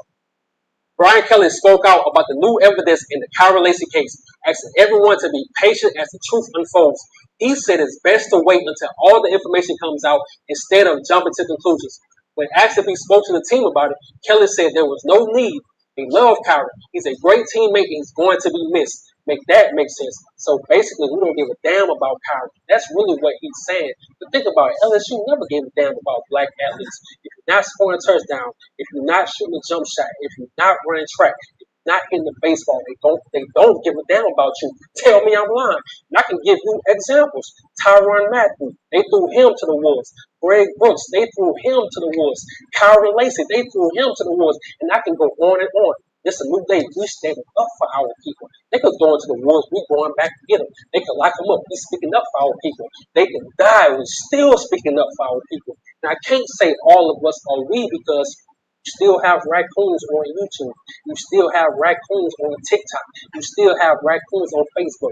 You still have raccoons on TV. You still have raccoons working for ESPN. And they going against the grain. They going against their own people. And I'm going to call out some names. Ryan Clark. See, when this whole incident happened, when Kyra Lacey was going through what he was going through, Ryan Clark got on national TV and said he criticized Kyra Lacey.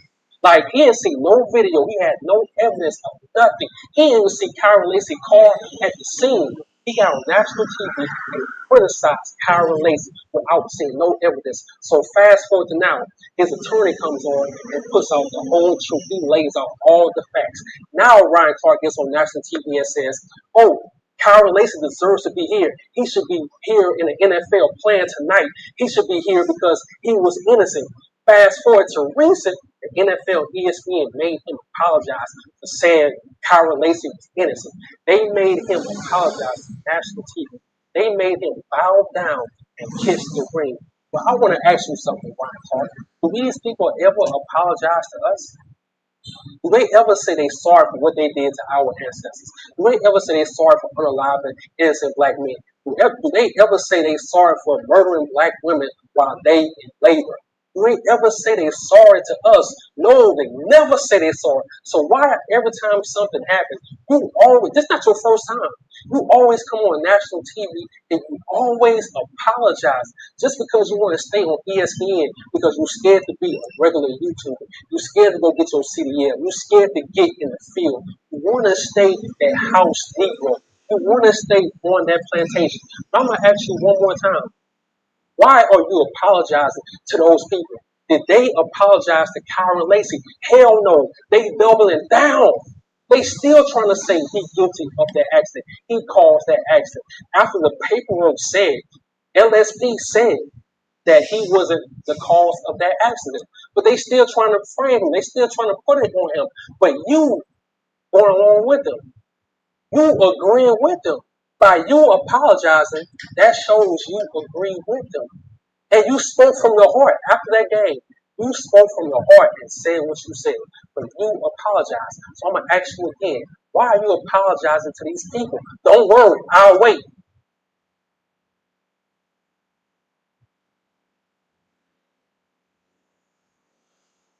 So before I go, I have to say this. I have to speak from the heart before I end these videos. Do not trust the media. We know who the real terrorists are in this country. We know who the real murderers are in this country. We know who the original haters are of black people in this country. But if you don't know, now you know. And stop apologizing to these people. I'm out. Well, ain't gonna be no apology from me, man. You know what I mean? You got any questions about that, bro, or comments?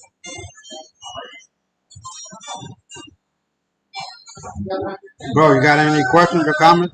Hold on. Not really, brother. Not really. I concur 100%. I love introvert Rockstar as well. Right. Yeah. So no, Okay. not really. Everything is on point at this moment. Yeah. It's automatically understood, or at least it should be, because you gotta be a man, man. You know what I mean? You gotta, when you talking to these motherfuckers, you got to grab your dick and ball, stand there like Superman, like a motherfucker. because they got their little dick energy, man. You gotta just put them in their place. There's no other way to do it. There is none because they're not giving you the room to do it. Feel me? So instead of trying to make it on their platform or at their table, you tell them to come up to our table and deal with facts. If not, stay your funky tail growing asses, no bathing asses down where you at. Because you're not at our level. You feel me? So yeah, hold on. You put something out? Okay, got it. Oh, okay. In 2 hours mark. Oh, okay. Gotta be what? At 10 o'clock you gotta go? Oh, okay. Cool, man. So hopefully we can go through a lot of these and let's get to this one and we'll be right back. African American people in America. I think how that they were taken against their wills, put in the belly of ships, brought over here, beat, cussed. Many of them died in the guts of those ships, thrown overboard. They were pulled from families over there. You ain't never heard a gut-wrenching song you hear a black person sing one of those old black Negro spirituals. Nobody knows. I can't sing like that, see, because I hadn't experienced what they mean. When you've experienced hell, it comes out of the voice. I said, when you experience hell, it comes out of the voice. If you're one of those people that you got a problem with black people or whatever, you better shut your mouth. Because they're God's people. You better hear what I'm saying to you. You better shut your mouth. I'm not kidding you. I know some of you was raised in the Deep South, and you was raised by prejudiced people and bigoted people. You better get that out of your system.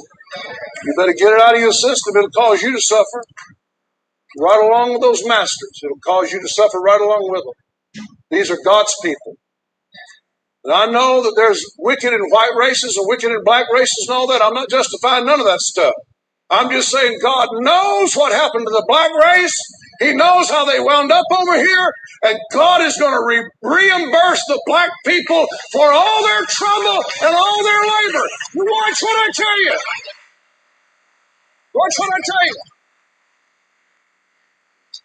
And you already know on this channel we hold racist Caucasian people accountable because if we don't, who will?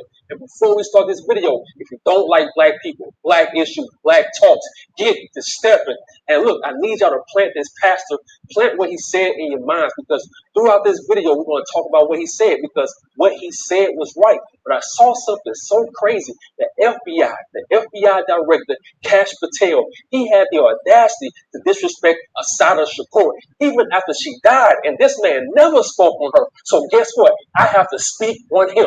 Check this out. Kash Patel said this in a tweet. She murdered New Jersey trooper Werner Foerster in cold blood, then fled to Cuba to escape accountability.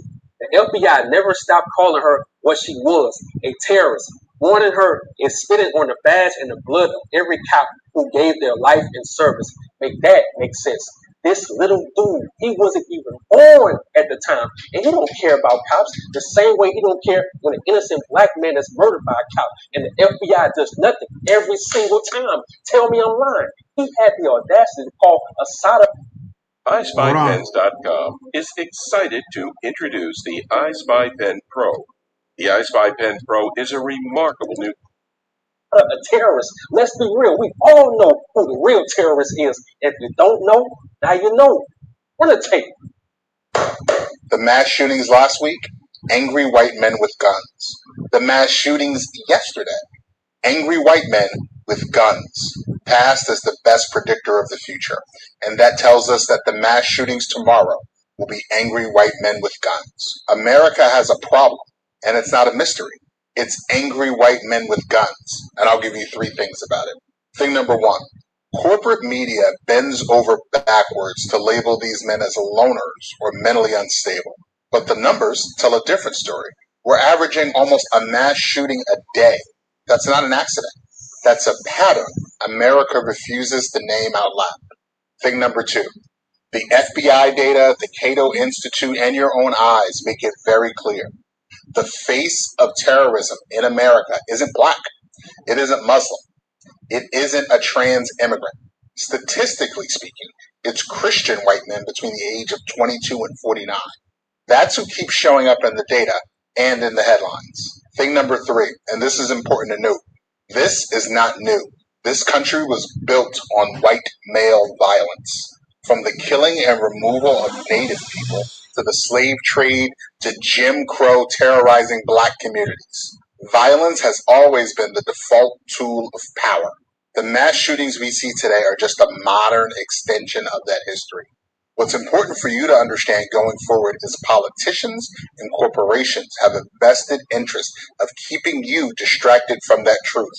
Because if you follow that thread too far, you'll start to see what they already know. Capitalism needs white supremacy to survive. Until more people are willing to face that fact, this cycle will just continue. Church bombers, church shooters, boat shooters, school shooters, country club shooters, mass shooters, over and over and over again. Tell me I'm lying. See, this pastor brought up slavery. I can go back to recent times when the FBI did everything to hold our people back. The FBI did everything to stop the black community right in their tracks. Check this out. The Black Panther Party was one of the FBI's biggest targets. The Panthers were monitored constantly, with agents infiltrating local chapters to sow distrust. The FBI spread misinformation to fuel conflicts between the Panthers and rival organizations. The Bureau coordinated with police departments for raids on Panther offices and homes. These raids often turned violent, such as the 1969 Chicago police raid that unalived Fred Hampton, a young Panther leader, in his sleep. Many historians argue this was an assassination facilitated by FBI intelligence. Make that make sense. So Kash Patel, who are the real terrorists, they did whatever they can do to hold our people back, even going through slavery. After slavery, our ancestors were stepping. After slavery, they owned their own black towns, had their own black businesses, they owned land, they owned all their homes, and guess who destroyed that? And let's move on. They thought about unaliving our black leaders. They thought about locking up all our black groups, that would stop us, that would make us fold. Nope, we still acknowledge them. We still keep their name alive. We still learn from them. And that's not it. Let's move on. The FBI, the CIA, the government, whatever we want to call them, they decided to plant drugs in our community. And this was all exposed by a Caucasian journalist named Gary Webb. And after he exposed all this stuff, guess what they did? They unalived him. I keep telling y'all, the game is cold. These people been hating on us.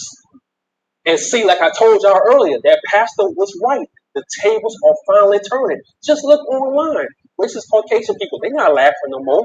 They're not having fun. They're not dancing. They're not joking around. They trolling. They mad. They crying. And look at the black community. Yeah, we're going through our little stuff here and there like we always been going through. But for the most part, we still creating. We still building. We still evolving. We still dancing. We still laughing. We still laughing. And they don't like that. Matter of fact, check this out. And this article is by Ohio Capital Journal. It was published September 30th, 2025. Ohio family farmers describe life under Trump tariffs. We're in a hell of a mess here. We're in a hell of a mess here, say Ohio Chris Gibbs, as he worked on his combine at the start of harvest season. Some growers have called the fallout from this chaotic trade war and reciprocal tariffs. It provoked a Farmageddon and could ruin what made America great. Is that bad? Make that make sense. And this going on with all Caucasian farmers in this country. And you have to check this out. See, a lot of that farmland was stolen from black farmers as far back as 1919. They didn't earn that farmland. They didn't work hard for that farmland. They didn't deserve that farmland. They didn't sacrifice for that farmland. They murdered for that farmland. They stole that farmland. Wait, y'all hear that? Yeah, who the real victims now? Who begging for government assistance now? I said, who are the real victims now? Don't worry, I'll wait.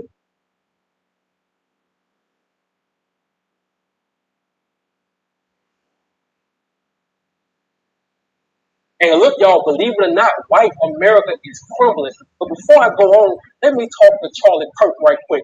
Charlie Kirk, you was the real DEI. You was no real activist. You debated childish kids.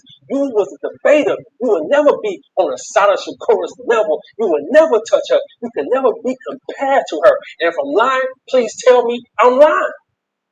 And before I go, I have to say this. I have to speak from the heart when I end these videos. Until this country shows some respect for the people who built this country, who made this country what it is, our ancestors, it will always be chaos within the Caucasian community until this country admits what they did to the black community. Because they always love saying black people are always playing victim. They always love to complain. Look what you did to our people throughout history. This pastor was right the whole time. He was right. Look what you did to our people to stop our people, and still you don't stop our people. You had 400 years of a head start. And if you look at real life, see, the media love to play it like black people still behind. Black people, they got their own rhetoric. They got their own stats. They love to say the old stuff that's going to trigger us. But that don't work anymore. They try to trigger us. It don't work anymore. We're not falling for it. Y'all at a civil war with your own people. Caucasian versus Caucasian. So until you show our ancestors, until you show our black people some respect, it's going to stay chaos. And in the words of Johnny Gill, my, how the tables have turned. And you, Cash Patel, don't worry about it. I'm out. But before I go, I'm going to let a black woman talk to you. Run the tape. Okay, so let's have a conversation just really quick for Cash Patel. So I find it very interesting that the government decided to tell us not too long ago that you should call people's jobs and get them fired if they don't have any sympathy or they don't want to mourn or they say something wrong against Charlie Kirk. Well, now you have the government coming forward. We have had another political activist, that's what you call Charlie Kirk, that has died, okay, which is Assata Shakur. And then you have the government coming forward and speaking, Cash Patel, the director of the FBI, saying, do not mourn this woman. She was a fugitive. She killed an officer, blah, blah, blah, blah. Even though this country has admitted to COINTELPRO. If you know Assata's story, you know that she was shot twice with her hands up. They left her in solitary confinement for 2 years. They beat her and tortured her when she went to the hospital. They had her locked up in men's prisons most of the time. And she had some really dope-ass friends that broke her out and let her go to Cuba. We all know that COINTELPRO admitted that they were there to get rid of and kill and survey any black messiah that might rise up. So while you guys were threatening her life and putting them all at risk, even after she had gone through trials where she was found not guilty of something, y'all still put a threat on her life. And we all know that the system is crooked. And then here you have Cash Patel coming and telling people we shouldn't mourn for her. I would just like to remind Cash something. If it wasn't for the black revolutionaries and those people back in the day who did all of that work on the civil rights and trying to get equality for all oppressed people, which is something Assata Shakur did fight for, I want you to know your Indian ass wouldn't even be here, much less in a position to be the fucking FBI director. So I think you ought to put a little bit more respect on her brother. There it is. All right. You got anything you want to add, bro? All right. So I know you gotta go. I wanted you to at least get or see one of the Supreme African breaking news stories. And to be honest, there's a hole in Ghana that is emitting powerful energy that's gonna provide Africa with eternal energy that they don't even need nothing. Africa's secret nuclear power plant. I will be right back. Nuclear Plant, The World in Shock by Takunda Mabika, Supreme Africa Network. The world is watching Africa again, but this time, it's not for diamonds, oil, or gold. It's for something far more powerful, far more strategic, and far more controversial. According to leaked intelligence shared with Supreme Africa Network, the African Union has quietly completed the construction of a continental nuclear energy facility, one that could transform the continent's entire power grid and global influence. The project's codename, Umoja 1. Its location, officially undisclosed, but satellite analysts point to a restricted zone between Namibia and Botswana, deep within Africa's most stable desert terrain. The revelation has sent shockwaves across global diplomatic circles. Because while the world's superpowers argued over who should supply Africa's energy, Africa went ahead and built its own. The Part 1, the birth of a secret. The project began, according to our insiders, as part of the AU's Agenda 2063 plan for continental energy independence. After years of watching foreign oil prices cripple African economies, the AU Energy Directorate proposed an ambitious but risky idea, a joint nuclear initiative combining African scientific expertise and discrete partnerships with friendly nations. The goal wasn't weapons, it was stability. A self-sustaining nuclear power hub capable of feeding regional grids, powering industrial zones, and fueling Africa's dream of technological sovereignty. Behind the scenes, the AU created a small, classified consortium known internally as the African Atomic Energy Bureau, a coalition of experts from South Africa, Egypt, Ghana, Nigeria, Kenya, and Algeria. Their assignment: design and test the continent's first independent reactor. Part 2, how the world missed it. While the world was distracted by trade wars and political showdowns, Africa was busy building infrastructure. But instead of grand announcements or ribbon cuttings, this project was done the African way, quietly, efficiently, and away from interference. Director Nyoka, our intelligence insider, confirmed that construction began under the disguise of a renewable research facility funded through AU innovation grants. The site, located hundreds of kilometers from any population center, was supplied with equipment flown in under humanitarian cargo exemptions. Everything looked ordinary, until satellite footage showed large-scale heat emissions inconsistent with solar or wind activity. That was the first clue. Part 3, the technology behind Umoja 1. Engineer Zola, part of the Afrinet Energy Systems team, revealed that Umoja 1 uses thorium-based molten salt reactors, a safer, modern nuclear technology that doesn't rely on uranium enrichment. Thorium reactors are almost impossible to weaponize, making them ideal for peaceful energy. They also produce 90% less radioactive waste and can operate using Africa's abundant rare earth minerals. According to Dr. Tamba, one thorium reactor can power a medium-sized African city for decades with minimal maintenance. Multiply that by 5 regional grids, and you have enough energy to power the entire SADC industrial corridor, factories, data centers, railways, and cities. This isn't just science, it's sovereignty.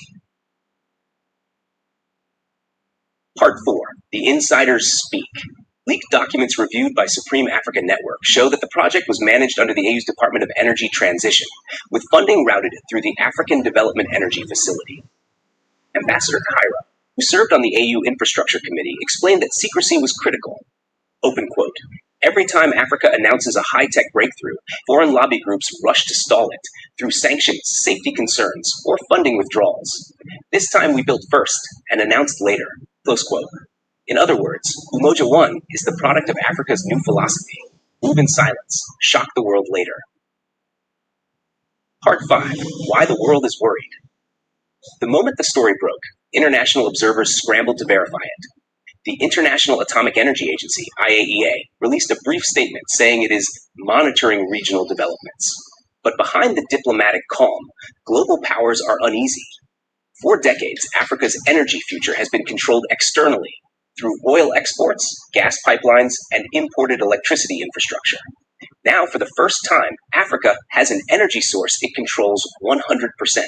That means Africa can decide where power flows, how it's priced, and who benefits, and that terrifies the world's energy markets.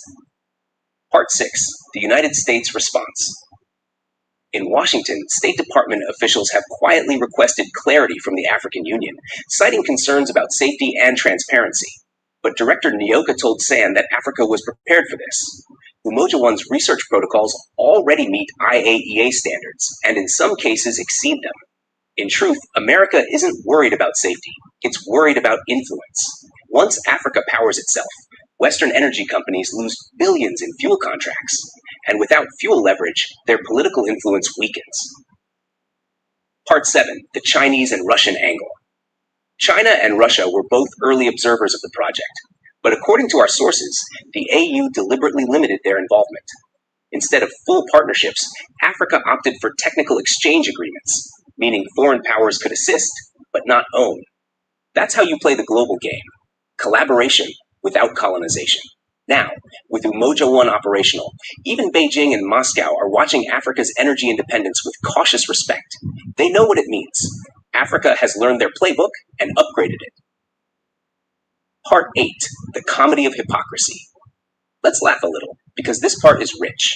For years, Western leaders told Africa to go green. Now Africa goes nuclear. Zero carbon, ultra efficient, and they're suddenly concerned. It's like telling someone to study hard, then complaining when they pass the exam. Engineer Zola said it best in a confidential briefing. Energy independence is the new freedom, and freedom never pleases those who profit from dependence. Part 9, the safety questions. Critics worry about nuclear safety, but Umoja 1 was designed with Africa's realities in mind.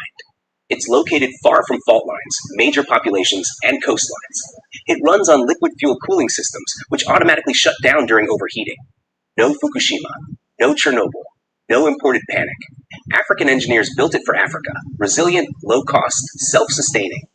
Dr. Tamba said the plant's architecture is so secure that even if the system fails, the reactor naturally stabilizes.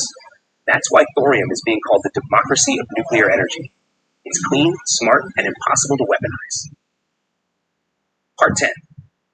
HO built it. Here's the part the world didn't expect. Umoja 1 isn't just a science project. It's a continental collaboration. Egyptian nuclear physicists led the core design. South African engineers constructed the containment infrastructure. Kenyan and Ghanaian software teams programmed the automated systems. And Namibian logistics units handled materials transport. It was quite literally a One Africa project, and now it's one of the most advanced energy systems in the global south. Part 11, global economic impact. Energy is the heartbeat of every economy. Whoever controls power controls production. Now imagine what happens when 54 African countries can industrialize without depending on imported electricity or oil. Factories reopen, jobs return, trade grows internally. Africa stops exporting raw materials and starts exporting finished goods. That's not a shift, that's a revolution. Part 12, the secret no longer secret. Word of Umoja 1's existence leaked after a sudden drop in Africa's regional electricity imports was detected by the International Energy Observatory. Satellite sensors picked up an unexplained power surge in southern Africa, equivalent to 1.8 gigawatts. That's the energy signature of a mid-sized nuclear reactor. The global press tried to downplay it, but African social media erupted with pride. For the first time, the continent wasn't begging for power, it was producing it. Match Part 13, the comedy of control. Let's pause for a Takunda moment. They called us underdeveloped. We built a nuclear plant. They called us unstable. We built it without a single foreign worker. Now they call us secretive, because we didn't ask for permission. Sometimes I think the real shock isn't the reactor. It's the realization that Africa has grown up. Part 14, the politics of power. Ambassador Kyra says the AU's next step is to build 2 more reactors, one in North Africa and one in West Africa, under strict regional supervision. The long-term goal, a continental nuclear grid supplying 45% of Africa's power demand by 2040. And while Western analysts call it ambitious, African leaders call it overdue. Energy has always been Africa's missing link. Now, the chain is closing. Part 15, why the world should pay attention. Every major global power began its rise with energy independence. America had oil, China had coal. Now Africa has nuclear. That's why this project matters, because it marks the moment Africa stopped being the world's raw material supplier and became its own power generator, literally and politically. Part 16, the spirit of unity. The project's name, Umoja, means unity in Swahili, and that's exactly what it represents, a symbol of what Africa can achieve when it stops waiting for permission. Director Nyoka says Umoja 1 is more than a power plant. It's a message. Africa can cooperate without colonial supervision. This is continental confidence made visible. Part 17, the cultural impact. Across the continent, artists, musicians, and students have already begun referencing Umoja 1 as a symbol of rebirth. Songs, poems, and documentaries are emerging celebrating Africa's hidden light. It's not just infrastructure, it's inspiration. And maybe that's what scares the world most, because when Africa starts believing in its own capability, there's no turning back. Part 18, the next frontier. The AU has quietly announced a Pan-African Energy Scholarship Fund, training 5,000 nuclear engineers by 2030. Partnerships with universities in Ghana, Kenya, Egypt, and South Africa are already active. This is how superpowers are built, not through armies, but through education. Knowledge is the new uranium. Part 19, the laugh before the light. Let's laugh one more time before the credits roll. The same people who mined Africa's uranium for decades now want to inspect our reactors. The same corporations that sold us coal now warn us about clean power. And the same countries that built weapons of mass destruction are now worried about Africa's light bulbs. Hypocrisy has a funny way of glowing brighter than radiation. Part 20, conclusion. The power shift. Africa has done it, quietly, brilliantly, and on its own terms. Umoja 1 is not just a nuclear plant. It's a continental statement. Africa will never be powerless again. They said the world is in shock. But maybe, for the first time, the world is just awake. This is Takunda Mabika, and you're watching Supreme Africa Network, where Africa doesn't ask for energy. It generates its own destiny. Yes, sir. I know you got to go, bro. You got anything you want to add to that? I can't hear you. Oh, okay. Okay. Oh, you took it. Everybody Okay, with go ahead. melanin, everybody with melanin is on the come up. It's like how, since, as they say, I really want you to look at that Cabbage Patch. Yeah, I'm that going to. Yeah. Right, because you're going to see some different information that you might want to partake of. But anyway, what I'm saying is, just like how Europe rose as Africa fell, the pendulum is now flipped to the other side. So Okay. just keep on living and keep on being who you are. I love you, my brother, and Yeah. I'll see you next week if you invite me Oh, through. yeah. We're about to blow up, man. You know what I mean? There ain't no doubt about that. And I am a true student of unity. And the more we open up our hand, the more blessing will come in. You can't walk around like this all your life. So what you start is what you end up with. So the more you can share, the more blessing we will have. And that's about as simple as I can make it. Don't be no dumb motherfucker trying to grab this and grab that and do this and do. We've always been about unity, and that's our strength, and that is our purpose. So I appreciate you coming on, man. And like I always say, stay black, because that's the only Okay, way to brother. be. All Thank you right, for man. Peace. inviting me, man. All I'll see right, you next without week. a doubt. All right, cool. All right, so we had our little guest on, and he was talking about the Cabbage Patch thing, which I put in the comment. So hold on. Yeah, so I put it in the comment. You can copy and paste it and put it into your browser, and it'll pop up. So we got 3 more to go, and these are all Supreme African breaking news, which they were taken off of YouTube. So now Supreme African Breaking News, now called Supreme African Network. So without further ado, let's get it on. By Takunda Mabika, Supreme Africa Network. Europe is confused. Africa is calm. For the first time in modern history, the classroom has changed, and the student is now the teacher. This isn't a speech about colonial payback. This is about power. Real, economic, mathematical power, the kind that shifts global systems quietly while the old ones argue on live TV. According to insiders inside the African Union Economic Board, the new continental payment, trade, and resource control systems have officially begun reshaping Africa's position in the world economy. And guess who's feeling the heat the most? The European Union, Africa's oldest trading partner, and now its newest casualty. Part 1. The power shift nobody saw coming. For decades, Europe controlled Africa through 3 main levers: currency, raw materials, and policy pressure. If Africa wanted to trade, Europe provided the banks. If Africa wanted aid, Europe provided the loans. If Africa wanted infrastructure, Europe sent consultants with clipboards and conditions. But something changed. Over the past 5 years, Africa built something Europe didn't expect, its own economic infrastructure. The African Continental Free Trade Area, AFCFTA, has now linked 1.3 billion people into the largest single market on Earth. The Pan-African Payment and Settlement System, PAPS, allows African nations to trade directly in local currencies. No euro, no dollar, no middleman. And in the background, the Afro Gold Initiative, a new gold-backed continental reserve asset, is being tested by central banks through the Afreximbank network. Add all this together, and you get one fact Europe can't ignore. Africa is starting to pay itself. Part 2. The day Africa stopped asking. They said, Africa needs foreign aid. We said, we'll build trade instead. When Europe tried to cut funding to African development projects last year, the AU quietly redirected funding through the African Development Bank's Integration Fund. Within months, regional banks and private investors filled the gap.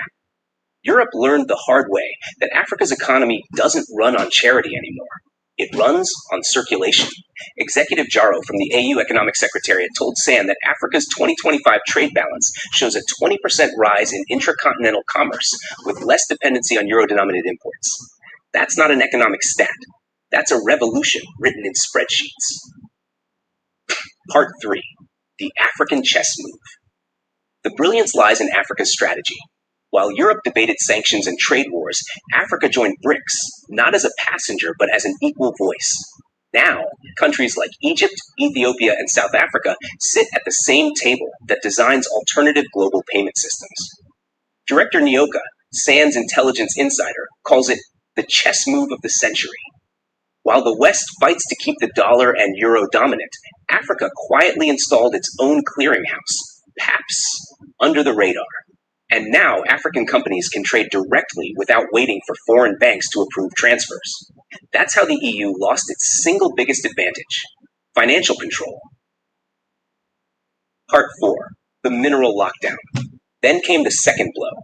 Africa holds 30% of the world's critical minerals: lithium, cobalt, platinum, manganese, the lifeblood of Europe's green energy transition.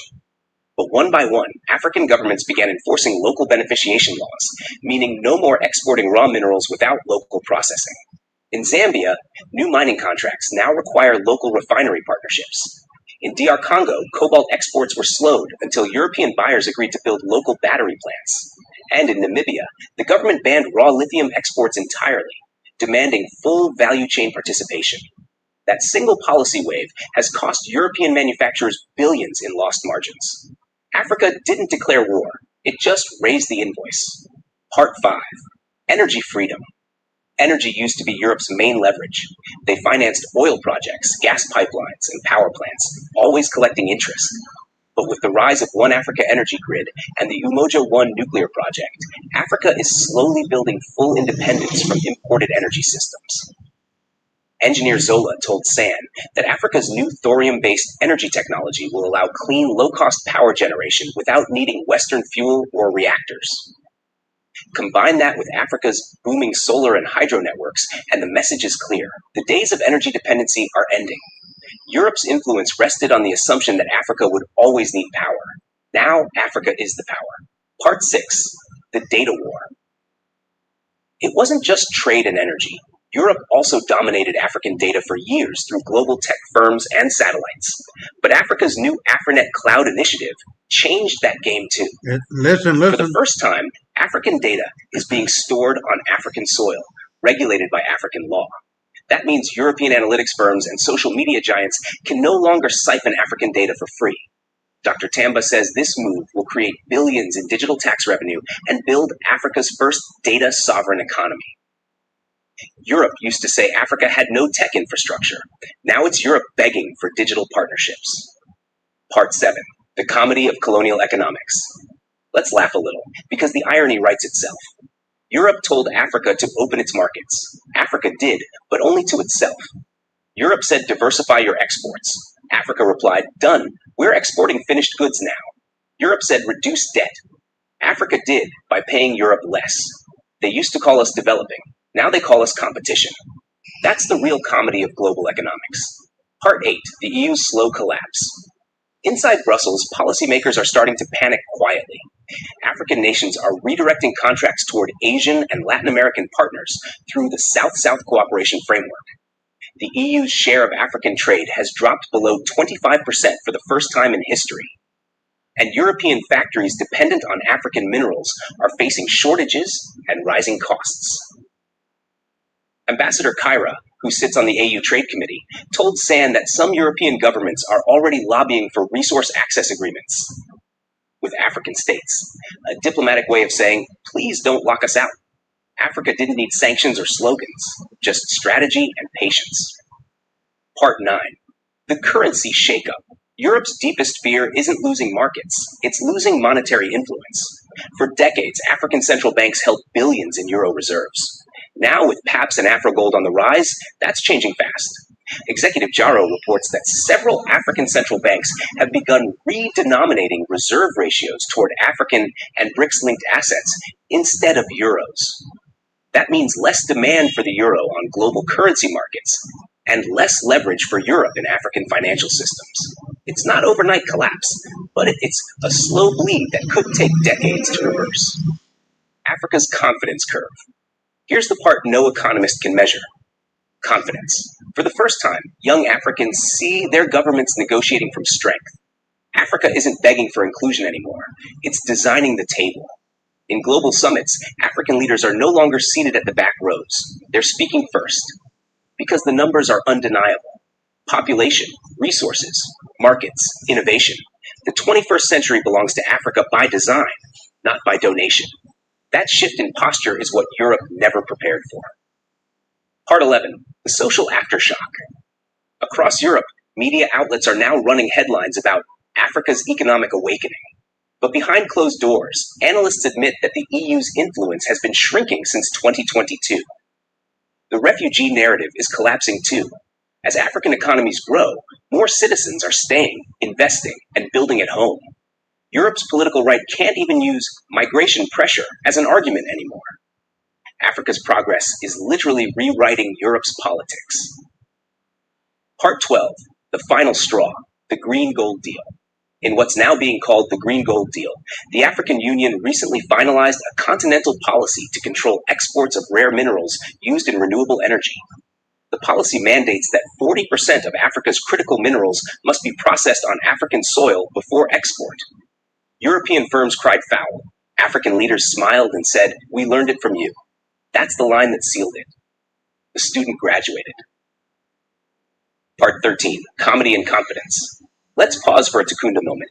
Europe spent centuries teaching Africa about capitalism. Africa mastered it, and now Europe wants a refund. They said, don't nationalize industries. Africa created public-private partnerships. They said, don't print your own currency. Africa built Afrogold. They said, don't isolate yourselves. Africa built AfCFTA, the largest trade zone on Earth.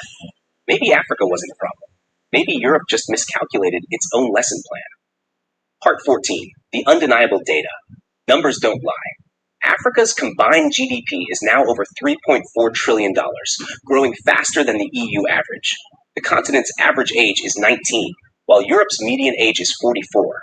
Africa holds 60% of global arable land, 30% of critical minerals, and the fastest growing urban population in the world. In other words, Africa is the next demand center. The EU is the old supply store, and demand always wins. Part 15. The insider strategy. Leaked documents from AU trade meetings show that African negotiators are now pushing a new concept, strategic reciprocity, meaning any trade deal with Europe must include equal access, equal value, and equal accountability.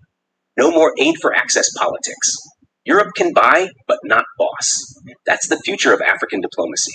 Calm, firm, and backed by numbers. Part 16. How Europe lost the game. Europe didn't lose Africa through neglect. It lost Africa through arrogance. When African nations started uniting economically, the EU thought it was symbolic. They forgot that every symbol has substance when powered by numbers. Now, as Africa writes its own trade rules, Europe finds itself trapped in bureaucracy, while Africa moves at startup speed. That's the biggest irony. The continent once labeled slow to develop now moves faster than Brussels can issue a press release. Part 17. The new alliances. Africa is not isolating itself. It's diversifying its partnerships. BRICS gives Africa investment without lectures. Asia provides technology exchanges. Latin America offers agricultural cooperation. And within Africa itself, AFCFTA provides what Europe once had, unity through trade.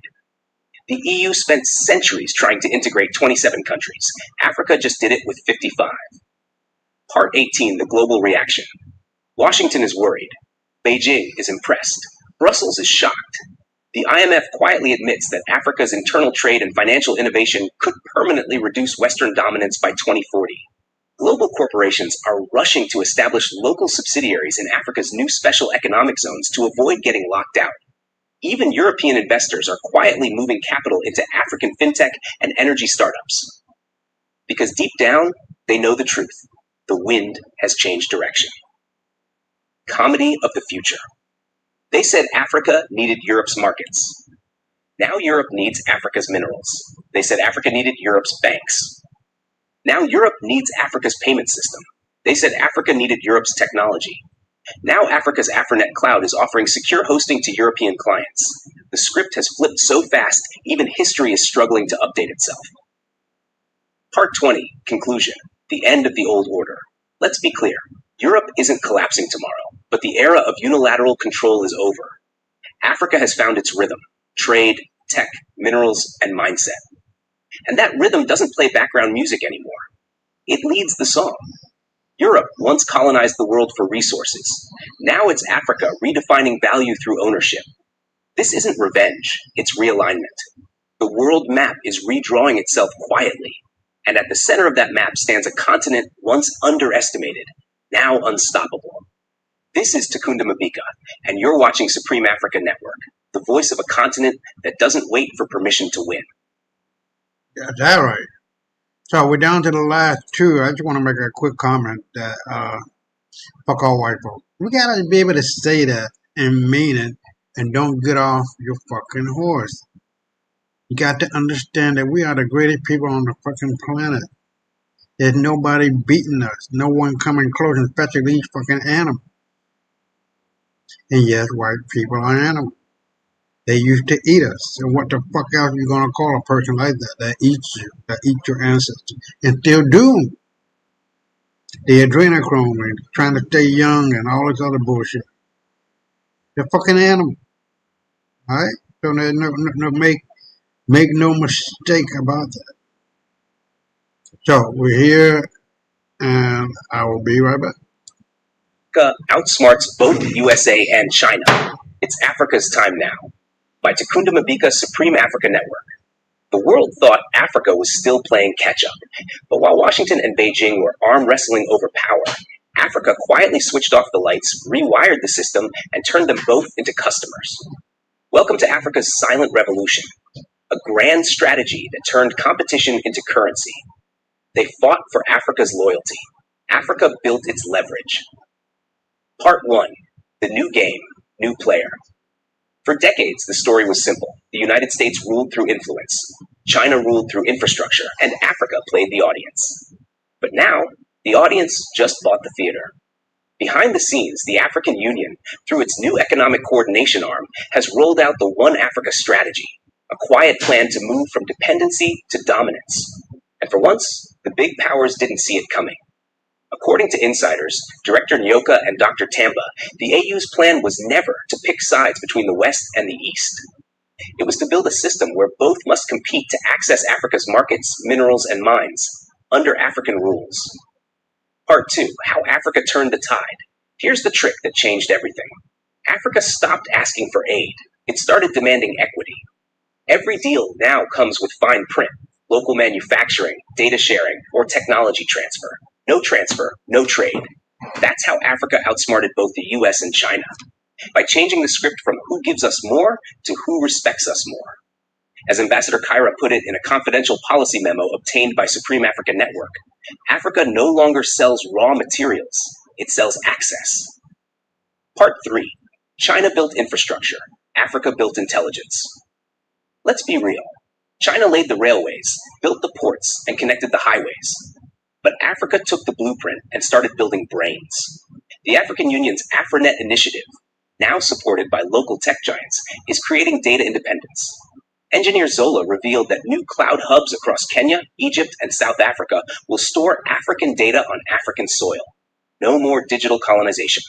Meanwhile, countries like Nigeria, Rwanda, and Botswana are training thousands of AI and robotics engineers through continental innovation scholarships. Africa isn't outsourcing technology, it's outsmarting technology. Part 4. The USA wanted allies. Africa built partnerships. When the US launched its Build Back Better World initiative, it hoped Africa would rush in. Instead, the AU politely thanked them, then joined BRICS, where trade decisions are made, not dictated. That was Africa's checkmate moment. By joining both G20 and BRICS, the AU became the only global bloc that can dine with both camps and pay the bill in its own currency. Dr. Tamba calls it diplomatic dual citizenship. While the world argued East versus West, Africa chose forward.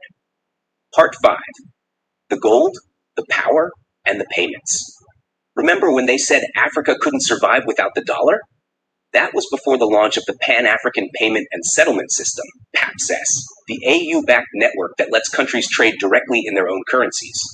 Now a Kenyan exporter gets paid in shillings, a Ghanaian buyer pays in cedis, and the dollar doesn't even enter the chat. Executive Jaro, Sands Finance Insider, confirms that more than 25 African central banks are now running test settlements through the PAPS cloud. Phase 2 will introduce AfroGold, the continental digital reserve backed by Africa's gold and mineral assets. While the US and China are busy fighting currency wars, Africa is quietly designing its own financial firewall. Part 6. The comedy of global power. Let's laugh a little, because this story is pure irony. The US spent decades teaching democracy lectures. China spent decades offering development loans. Africa listened, took notes, and then wrote its own syllabus. Now America's chasing African trade partnerships. China's renegotiating African debt, and Africa's doing PowerPoint presentations titled How to Manage Superpowers Politely. They came to teach.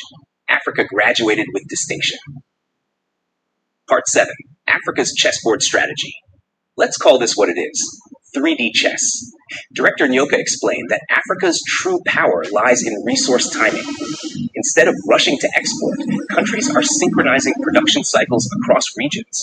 That means no one nation can be bullied with sanctions because trade routes are diversified, not centralized. The US sanctions one state, others pick up the slack. China delays infrastructure funding, Africa turns to intracontinental trade. It's the strategy of resilience, unity, disguised as independence. Part 8. Energy is the new gold. While the world obsesses over oil, Africa is already mining the next currency, clean power. The One Africa Energy Grid, spearheaded by the AU and Afrinet engineers, is connecting solar and hydro plants across 10 regions. That's why major powers are nervous, because once Africa controls its electricity, it controls its economy.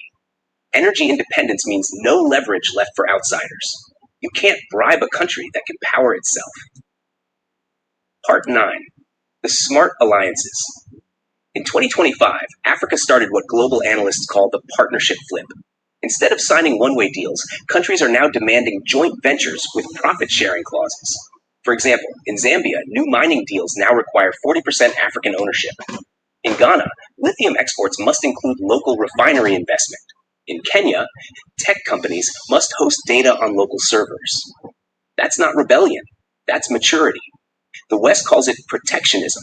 Africans call it common sense. Part 10. Africa's biggest weapon, youth. Here's what the world underestimates. Africa's median age is 19. That means Africa has the youngest population on the planet, while the US, Europe, and China are aging. By 2050, 1 out of every 4 people on Earth will be African. That's not just population. That's workforce, innovation, and spending power.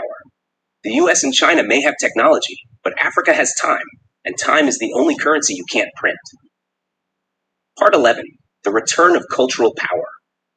African music, film, and fashion are now global currencies of influence. From Afrobeats topping charts in the US to Nollywood streaming in Asia, culture became Africa's silent export weapon.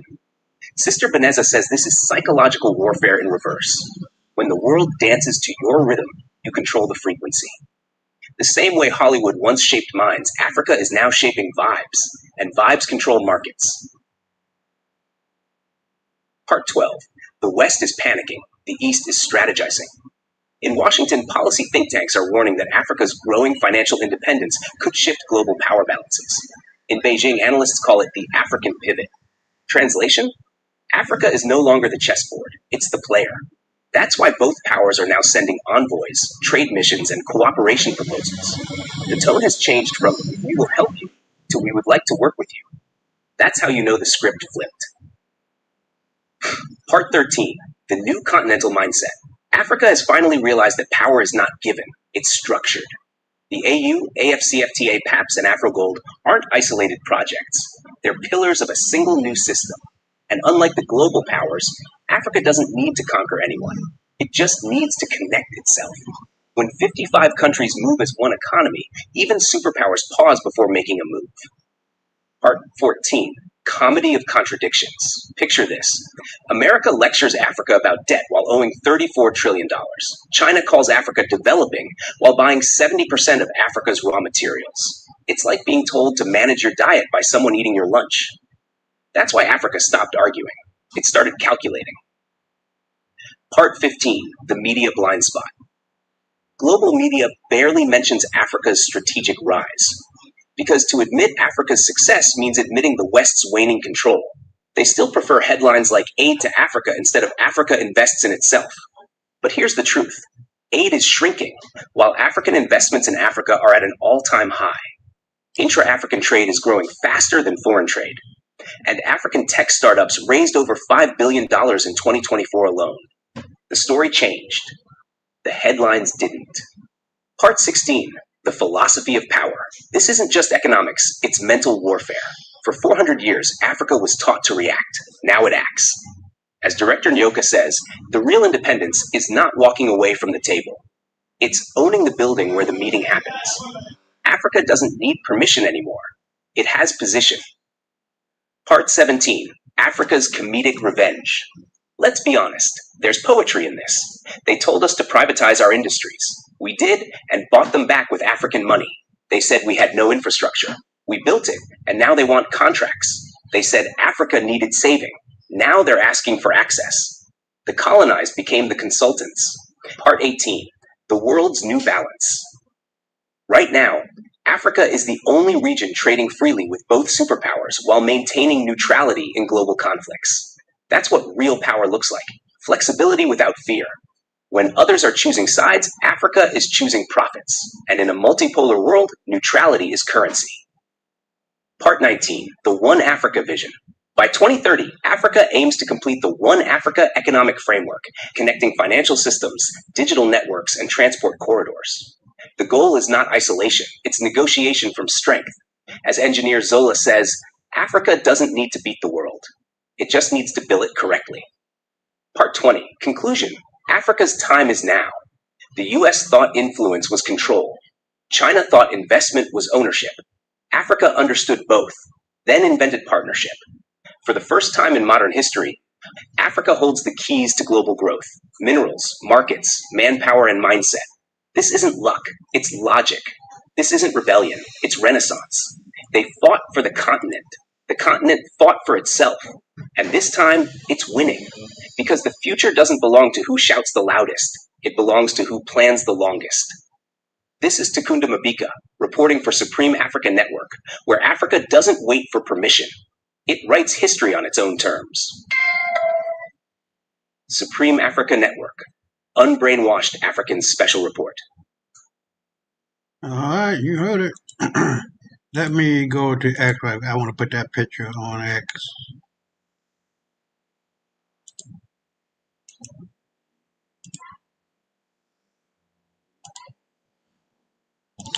All right, so we're down to the last one, and I really appreciate those who are here, Brother Willie and others, especially my boy who's on the show.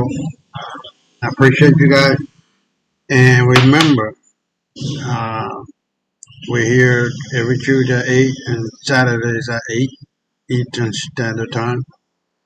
And we're going to get better. We're getting the right people behind the show and the right efforts and mindset to make this channel grow. Hopefully, we'll be over 100,000 by the end of the year and going towards 1 million subscribers by the end of 2026, and really kicking it off and really getting serious about what needs to be stated, what needs to be said. So, with that being said, let me hold on. Oh, okay. So here we are. I thought I took myself off of the share screen. Okay, so here we are. We're going for the last one, and we'll be back. About 2 weeks ago now, I had dropped a video talking about all of the child you-know-what crimes that were being committed by white men. It was from like October 1st to October 12th, and it had to be about like 30 or 40 cases. In the video, I was like bleeping words. What the hell happened? Hold on. Can you guys see the YouTube channel? Stop sharing. Yeah, it should. Okay, well, let me start it over. So this had to be like about 2 weeks ago now. I had dropped a video talking about all of the child you-know-what crimes that were being committed by white men. It was from like October 1st to October 12th, and it had to be about like 30 or 40 cases. In the video, I was like bleeping words out. I wasn't even going into full descriptions of the cases, and it was sick, by the way. It was like with little infant children too. No longer than like 3 hours of me dropping that video, boom, got hit with an age restriction. It had like 30K views at the time, and if you know anything about YouTube, once it get hit with that, it's no longer being pushed. So I just ended up deleting the video. And I just find it so funny that people can make black fatigue videos talking about all the bad things that we do. But as soon as I point out something with actual like news cases, YouTube be like, nah, we can't do that. It's all good though, man. That's in the past. I'm gonna find a workaround to talk about it. An Oklahoma teen who was staring down the barrel of 80 years in jail for raping and assaulting 2 high school girlfriends dodged prison time completely thanks to a sweetheart plea deal. I'm sorry to pause already, bro. We just started. He was facing 80 years for you-know-what and 2 other women. Or young ladies. White man, by the way. And I'm going to say this all the time. People like Steven Crowder, the dude who went to the barbershop to discuss black fatigue. Or Charlie Kirk. You know what I'm saying? People went around talking about black problems when y'all need to be addressing things like this. And why y'all lead in every you-know-what crime. Address stuff like this. Young men coming up like this, bro. And as you can imagine, parents and lawmakers are losing their minds over this. Jesse Mack Butler was 17 when he attacked 2 16-year-olds, leaving one of them teetering on the edge of after he choked her to the point of being unconscious. Butler was arrested and charged as an adult with 10 felony counts. He first pleaded not guilty to all 10, but later struck a deal with the DA. A deal that is going to make your blood boil. Prosecutors agreed to change his status from adult to youthful offender and then allow him to plead no contest. And that swap changed everything. Youthful offenders get more lenient penalties, and Butler, the son of a prominent local sports coach, was sentenced last week to just a year of rehabilitation and community service. And let me tell you, he could not have looked more smug in court either. We have a photo of him on the website wearing these obnoxious, oversized, mirrored sunglasses, just chilling on a bench inside of the courthouse like it was any other day. Now, I'm going to put a link in the show notes so you can rage right along with me. Meanwhile, one of the victims who was repeatedly needed surgery to her neck because of how severely she was choked. And police found video of some of this violence on the kid's phone. Now, the mother of one victim called the plea deal appalling, and the mother of the second victim, citing the likelihood that he could do this again, said, quote, "I cannot know that another mother is going to have to go through what I went through." I just want to say, man, where is the media outrage for this? Like, let's take, for example, the Charlotte situation with the young lady. That was demonic by that man who did that. And he just happened to be black. When I tell you to this day on Twitter or Instagram or something like that, I still see people posting about it now. We mad. Let's go to war for her. And I can guarantee you they don't care about the girl. They just care about the narrative. Black man kills white girl. Man, what? And it's always these conservative pages on like Twitter and stuff, Instagram, or even like YouTube and Fox News that love to post these racially motivated attacks. But when it's something like this, in home, white on white, You rarely see footage of it. When I tell y'all, bro, it's all about the narrative. They control the narrative. That's why I be dropping these white fatigue videos, bro. I just want to change that narrative because everyone thinks, oh yeah, black people violent. Okay, we violent. Y'all some sickos. You know what I'm saying? Y'all be touching on them little kids. Y'all need to worry about that. If I could make this up, I would. But I can't. Taylor. So with that being said, let's get right into it. Lock so him y'all up. remember the TikTok viral old man, Norman Taylor, the lock him up. But come to find out, he just been arrested. And he been arrested for battery. Can you believe? Why is it always something like we gotta start using our pattern recognition skills, man. It's just like, damn, 9 times out of 10 is this. So my question to him is, did he have permission, written permission? Because he out here touching private property. Y'all let me know how y'all feel about this in the comment section. Got permission? Yeah, Written permission from Trey Taylor. Trey Taylor? Crew Tractor. Oh, Crew Tractor. Yeah. Who told you this shit? I thought it was state property. Norman. State? Yeah. This? Yeah. State? It ain't. It's the road, dude. This ain't no state property. This is private property. Man just called me and called Trey and said, Trey, that fishing spot. He said, lock them up. Oh, man. Lock them up. We about to leave, man. You better leave, because I can tell you, he going to call it law. Tell Trey Taylor I got a $10 out this. No. What's your opinion? I have black friends. Now listen to this. I'm actually racist. Okay. Yeah, I mean, I ain't surprised. He's never not said that. There's no inconsistencies. Yeah. I support re-migration. Yeah. That's my thought. Right. What is that? What is that? And do you really support it? I really do. What is it? That was a big thing. We were going to recolonize Liberia specifically to send the African Americans back. And I truthfully, I do feel bad. We did that to a lot of them. I do feel bad for the American Negro. I think that you have somewhat of a plight after slavery, and so I do support reparations, but I also support re-migration, sending them back. Hey, you feel me? That's all I be wanting. Just be honest. Don't sugarcoat it. Don't be like Charlie Kirk. Oh, da. Like, stand on your racism. If you racist, say that. Say it with your chest. You feel me? This is the face of a man that is a useless bum. He left his 2-year-old daughter in the car when it was 109 degrees outside. You're probably wondering what was so important that he left his daughter in the car. He was playing video games and watching adult material. Keep in mind, this father did not have a job. His wife was a doctor. The only thing he had to do was take care of his own kids. Instead, he was too busy gooning. He was pleasing himself. This bum of a father, his name is Christopher Schultes. On July 9th of 2024, the police got a call from Christopher that his daughter wasn't breathing. When police and first responders got to the scene, the story he told was a lie. Christopher and his wife had 3 children together. On July 9th, Christopher put his youngest daughter in the car and they went to the grocery store. At this grocery store, you could see Christopher, but his daughter was nowhere to be seen. This is because he left her in the car when it was 109 degrees. At this very grocery store, you can see Christopher go into the bathroom with several beers. When he comes out the bathroom, there is less beers than when he came in. At 12:52 p.m., the other daughters of Christopher arrive at home.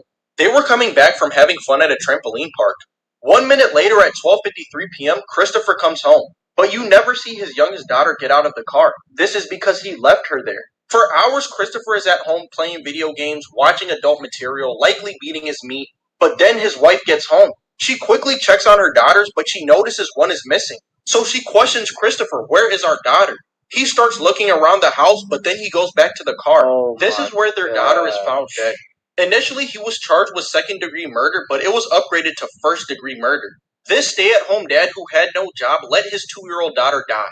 In May of 2025, a judge let him go on vacation. He was charged with the murder of his own daughter, and they let him vacation in Hawaii. They be having so much grace for these white people, dog. But when it's us, no matter the circumstances of our situations, we don't care about that. You pull yourself up by your bootstraps. Like, this is the news article, bro. Cuando inviertes, estás poniendo tu dinero a trabajar por ti. Así puedes enfocarte en tu carrera, tus estudios o tus metas personales. Man, what the hell? I deserve better than that. I don't want some fucking, motherfucker looking like that in my house. You heard what I said. I'm not afraid. You guys, I've been saying this shit for months. You act like it's a big deal, like I've not said the N-word a million times. I believe this shit. I don't care that I don't like you people. I didn't like you back in March when you guys were spouting off and you were asking me about, oh, is he a Trump supporter? No shit. I didn't vote for the because she was black. I mean, that's just what I expect from a young Caucasian male living in 2025. Shit, he probably listened to Charlie Kirk. So, I mean, you know what I'm saying? It ain't surprising to me no more. It don't make me mad no more. I just kind of expect this shit from these. Like, you know, I feel like it'll slip out eventually with a lot of... And if we were on Instagram right now, I would have just said the N-word. You get what I'm saying? I don't care. I don't like you because you're black. I don't like you because you're brown. I don't like you because you're any other color than my skin color. And it's not going to change tomorrow. It's not going to change the next day. I have to hate something. I grew up in a hospital. Y'all heard? Nigga, he said, I have to hate something. Like, what? What the... Bro, this is how we hate for people that don't even thinking about y'all. I understand black people can be racist as well. But you don't see no black person that's just like racist because you're not the same skin color as me. Like you don't see that shit at all, bro. I've never met a black person that's racist because of that. Like I know some racist black people, but it ain't because of that. It ain't because just they skin color. It's because of all the shit that we done been through, you know. But this nigga right here, he just racist because you ain't white. Like I don't feel guilty when I do things to certain people. And if you look a certain way, they dehumanize you. That's why I say that's why this black fatigue content and shit is so dangerous. People they think like him. If you dehumanize someone, when you do something bad to them, you're not going to care. You know what I'm saying? Like it's always that. That's why it's just subliminally with black is bad. Like that's what they did during slavery time. They're not real humans. They can't feel pain. They can't do this. Dehumanize them so they don't make them feel bad when they actually do what they want to do. You get what I'm saying? Like, just the mind of a demon, dog. These niggas right here. Like, look at him, bro. Like, you look like he on death or some shit. I'm not going to feel bad about it if I hurt you. So if you look a certain color, or if you are a certain gender, or you are, gay, yeah, it's not going to bother me one bit if something bad happens to you. You get what I'm saying? They're like flies. Yeah. You know what you do to flies? I don't have to say it. You know what you do to mice when you're in your fucking house? You know what I'm saying? So, yeah, I don't like you people. When I see a black person or a brown person, I click my key fob 3 or 4 times to make sure that they fucking know that I clicked it. And I look at them, too. Why? Because I'm big and tough. If they want to start shit, let's do it, babe. Why do you get a mousetrap? And if you don't accept Jesus, you're going to go to hell. So this nigga just said all of that and then brought up God, Christianity, Jesus.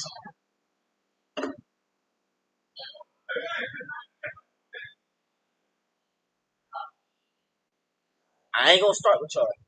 I ain't gonna start with y'all Christians, bro. I'm not gonna start. But real talk though, it's no love like Christian hate, and that's he embodies it. He embodies it, and like all my black Christians, y'all worship the same God. Y'all going to the same heaven. Y'all praying to the same person. He's answering y'all same prayers.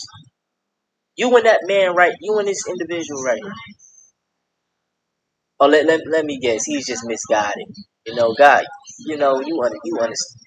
Fuck that shit. Well, y'all, I tell y'all got that, my nigga. I'm not saying you gotta be a good Christian, but when you accept all this nonsense, then it's just gonna go downhill. I'm just telling you right now. That fatigue is fatiguing, man. And if you white, bro, please don't let racists feel comfortable like making jokes with you, okay? Because you're enabling them. Like if they say a little racist joke to you and they feel comfortable, be like, bro, what's wrong with you? That ain't, you know what I'm saying? This ain't that type of party, bro. What's wrong with you? Y'all gotta start checking it, bro. I know it ain't all white people, man, but it's a big portion. It's a big portion. It's a big portion, man. But y'all want to see something similar to this, man? Go check out Even White People Got White Fatigue. My blog post had a. So we're at the end of the program. I really appreciate once again that you guys are here, whoever you may be. Please share, like, subscribe, and let people know about this channel. And we're gonna have a hell of a one coming Tuesday night at 8 o'clock. So be there or be square or whatever the case may be. But like I always say for the next 24/7, 365, stay black.